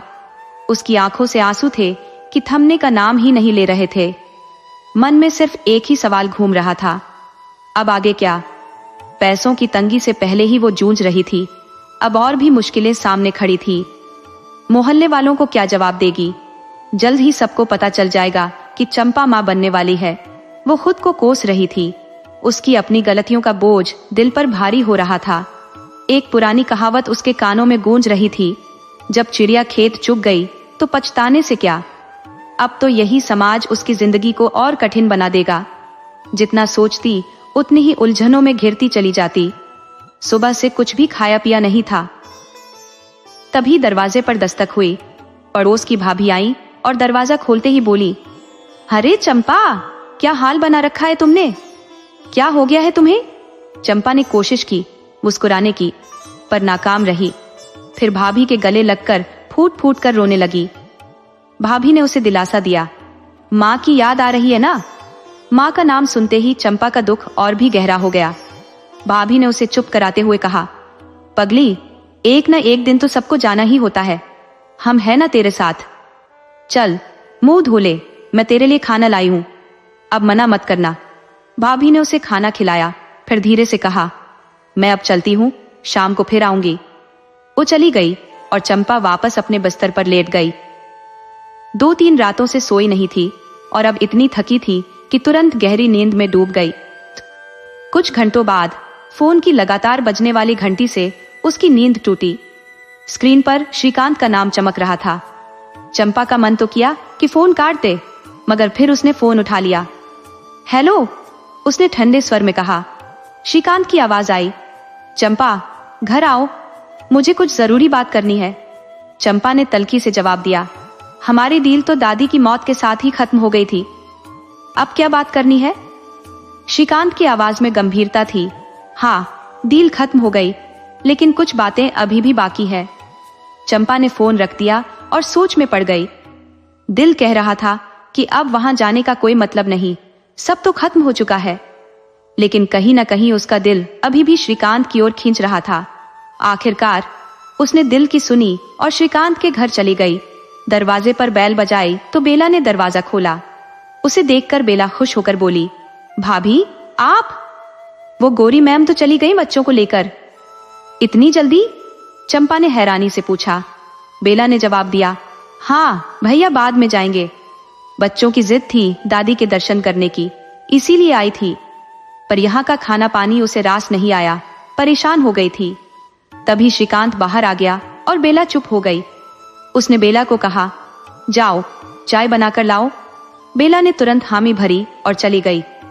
श्रीकांत ने चंपा से कहा, क्या तुम बस यूं ही खड़ी रहोगी या अंदर भी आओगी? चंपा बिना कुछ कहे उसके पीछे पीछे ड्राइंग रूम में आ गई। श्रीकांत ने बैठने का इशारा किया और गंभीर स्वर में बोला, मैं जानता हूं तुम जूली और बच्चों को देखकर चौंक गई होगी। जो मैंने तुम्हें पहले नहीं बताया, ये मेरी गलती है। मैं बताना चाहता था, पर दादी कभी नहीं चाहती थी कि मैं किसी गोरी मैम से शादी करूं। चंपा चुपचाप उसकी बातें सुन रही थी। अंदर ही अंदर वह जान चुकी थी कि उसका श्रीकांत से कोई रिश्ता नहीं बचा है। श्रीकांत अक्सर यही कहता था कि शादी किसी गांव की लड़की से ही होगी, पर वो बात अलग थी कि जूली और श्रीकांत कॉलेज में साथ पढ़ते थे और वहीं दोनों के दिल एक दूसरे के लिए धड़कने लगे। चंपा सोचने लगी, ये प्यार भी क्या करवा देता है। और फिर उसने श्रीकांत के प्यार में अपनी बड़ी भूल कर दी थी। श्रीकांत ने कहा, हमने शादी कर ली दादी को बिना बताए। अगर दादी को पता चलता तो वो इसे कभी नहीं सह पाती। जूली को बहू बनाने की इजाजत मिलना तो दूर, वो शायद अपना दिल ही थाम लेती। दादाजी जानते थे, पर उन्होंने कुछ नहीं कहा। मैं तुम्हें बताना चाहता था, पर डरता था कि कहीं तुम्हारे मुंह से निकल न जाए और दादी सुन ले। बाकी सब मैंने ईमानदारी से निभाया। 5 लाख रुपए तुम्हारे बैंक में जमा कर दिए, तुम्हारा खर्चा भी उठाया। उस रात जो हुआ उसमें तुम्हारी सहमति भी थी। अब मैं यह प्रॉपर्टी बेचकर हमेशा के लिए अमेरिका जा रहा हूँ और चाहता हूँ कि तुम्हारे खर्चे का भी ध्यान वहां से रखूं। चंपा ने तीखे स्वर में कहा, अब क्यों? सब तो खत्म हो चुका है हमारे बीच। श्रीकांत ने कहा, हाँ, अब तुम पूरी तरह आजाद हो। किसी अच्छे लड़के से शादी कर लो और अपनी जिंदगी बसा लो। चंपा ने ठंडी आवाज में कहा, यह मेरा निजी मामला है और तुम्हें मुझ पर तरस खाने की जरूरत नहीं है। मैं अपने खर्चे खुद उठा सकती हूँ। तुम्हारे दिए पैसे लिए, लेकिन जब तक दादी थी मैंने दिल से उनकी सेवा की। हमारे बीच का हिसाब किताब दादी के साथ ही खत्म हो गया। अब तुम आराम से जा सकते हो। ये कहकर चंपा चली गई। श्रीकांत हैरान रह गया कि चंपा उससे इस अंदाज में बात क्यों कर रही थी। उसने बेला को आवाज लगाई, बेला, चंपा का बैग लाओ। बैग आते ही चंपा बिना चाय पिए चली गई। श्रीकांत कहता रह गया, अरे चंपा, कम से कम चाय तो पीकर जाओ। पर चंपा ने एक भी शब्द बिना कहे वहां से निकल गई। उसके बाद श्रीकांत ने कई बार फोन करके मिलने की कोशिश की, लेकिन हर बार उसे निराशा ही हाथ लगी। चंपा फिर कभी श्रीकांत से नहीं मिली। श्रीकांत थक हार कर अपनी प्रॉपर्टी बेचकर अमेरिका चला गया, अपनी बीवी और बच्चों के पास। चंपा के लिए यह बेहतर था। श्रीकांत की दुनिया में उसकी कोई जगह नहीं थी। अब चंपा ने ठान लिया था कि वह अकेले ही अपनी जिंदगी जिएगी, पर यह इतना आसान नहीं था। उसे पता था कुछ महीनों बाद उसकी गर्भावस्था की बात सबको पता चल जाएगी। मोहल्ले के लोग सवाल करने लगेंगे। उसकी नजरें उनके सवालों का सामना करने की हिम्मत खो चुकी थी। उसे अचानक याद आया कि जब श्रीकांत और उसकी कॉन्ट्रैक्ट मैरिज हुई थी, तब श्रीकांत के एक दोस्त ने उनकी एक तस्वीर खींची थी। हालांकि श्रीकांत ने वो तस्वीर डिलीट करवा दी थी, मगर उससे पहले उसने चंपा को वह तस्वीर भेज दी थी। चंपा भूल चुकी थी उस तस्वीर के बारे में, पर आज उसे याद आई। उसने जल्दी से अपने फोन में वह तस्वीर खोजी और आखिरकार उसे ढूंढ निकाला। वह तस्वीर उसने फ्रेम करवाकर अपने कमरे की दीवार पर लगा दी। एक दिन पड़ोस की भाभी आई और उस तस्वीर को देखकर चौंक गईं। उन्होंने कहा, अरे नंदे रानी, ये क्या है? किससे मटक्का चल रहा है तेरा? माँ को मरे साल भर भी नहीं हुआ और ये क्या कर रही हो तुम? चंपा ने गंभीरता से कहा, भाभी, ये श्रीकांत है, मेरे पति। आपने देखा था ना, माँ के अंत्येष्टि में वह कितनी मदद कर रहे थे। भाभी चौंकी, हाँ देखा तो था, पर शादी कब हुई? चंपा ने आंसुओं से भरी आंखों से कहा, माँ की मौजूदगी में ही उनकी मर्जी से मंदिर में शादी हुई थी। माँ चाहती थी कि उनके बाद कोई तो मेरी देखभाल करने वाला हो। भाभी का दिल पसीज गया। उन्होंने कहा, अरे रो मत, अब बताओ कहाँ है श्रीकांत? चंपा ने जवाब दिया, वो तो विदेश में नौकरी कर रहे हैं, वहीं चले गए। भाभी ने पूछा, तो तुझे यहाँ क्यों छोड़ गया? चंपा ने कहा, भाभी ऐसी बात नहीं है, मेरी हालत ऐसी थी कि मैं फ्लाइट में सफर नहीं कर सकती थी, इसलिए श्रीकांत ने कहा कि बच्चा हो जाने के बाद मुझे अपने साथ ले जाएगा। भाभी की आंखें फटी रह गई। क्या तू माँ बनने वाली है? ये सब कब हुआ? चंपा ने धीरे से कहा, हाँ भाभी, उसने कहा था कि मोहल्ले वाले बहुत अच्छे हैं, तुम्हें कोई परेशानी नहीं होने देंगे। भाभी की तारीफ सुनकर चंपा की सांस कुछ देर के लिए थमी सी रह गई थी, लेकिन फिर तुरंत समझ गई कि अब यह खबर पूरे मोहल्ले में फैल जाएगी। भाभी अपनी तफ्तीश के साथ सभी को यह बात बता देंगी और चंपा को खुद कुछ कहने की भी जरूरत नहीं पड़ेगी। वही हुआ। चंपा अब मोहल्ले वालों की सहानुभूति का केंद्र बन गई थी। उसकी समझदारी ने उसे समाज में रुसवाई से बचा लिया, लेकिन दिल का क्या करे? दिल तो श्रीकांत के लिए धड़कता था, बेचैन रहता था। अब ना उसे खाने की चाह थी, ना ही कोई काम करने की लगन। यहाँ तक कि उसने ट्यूशन भी छोड़ दी थी।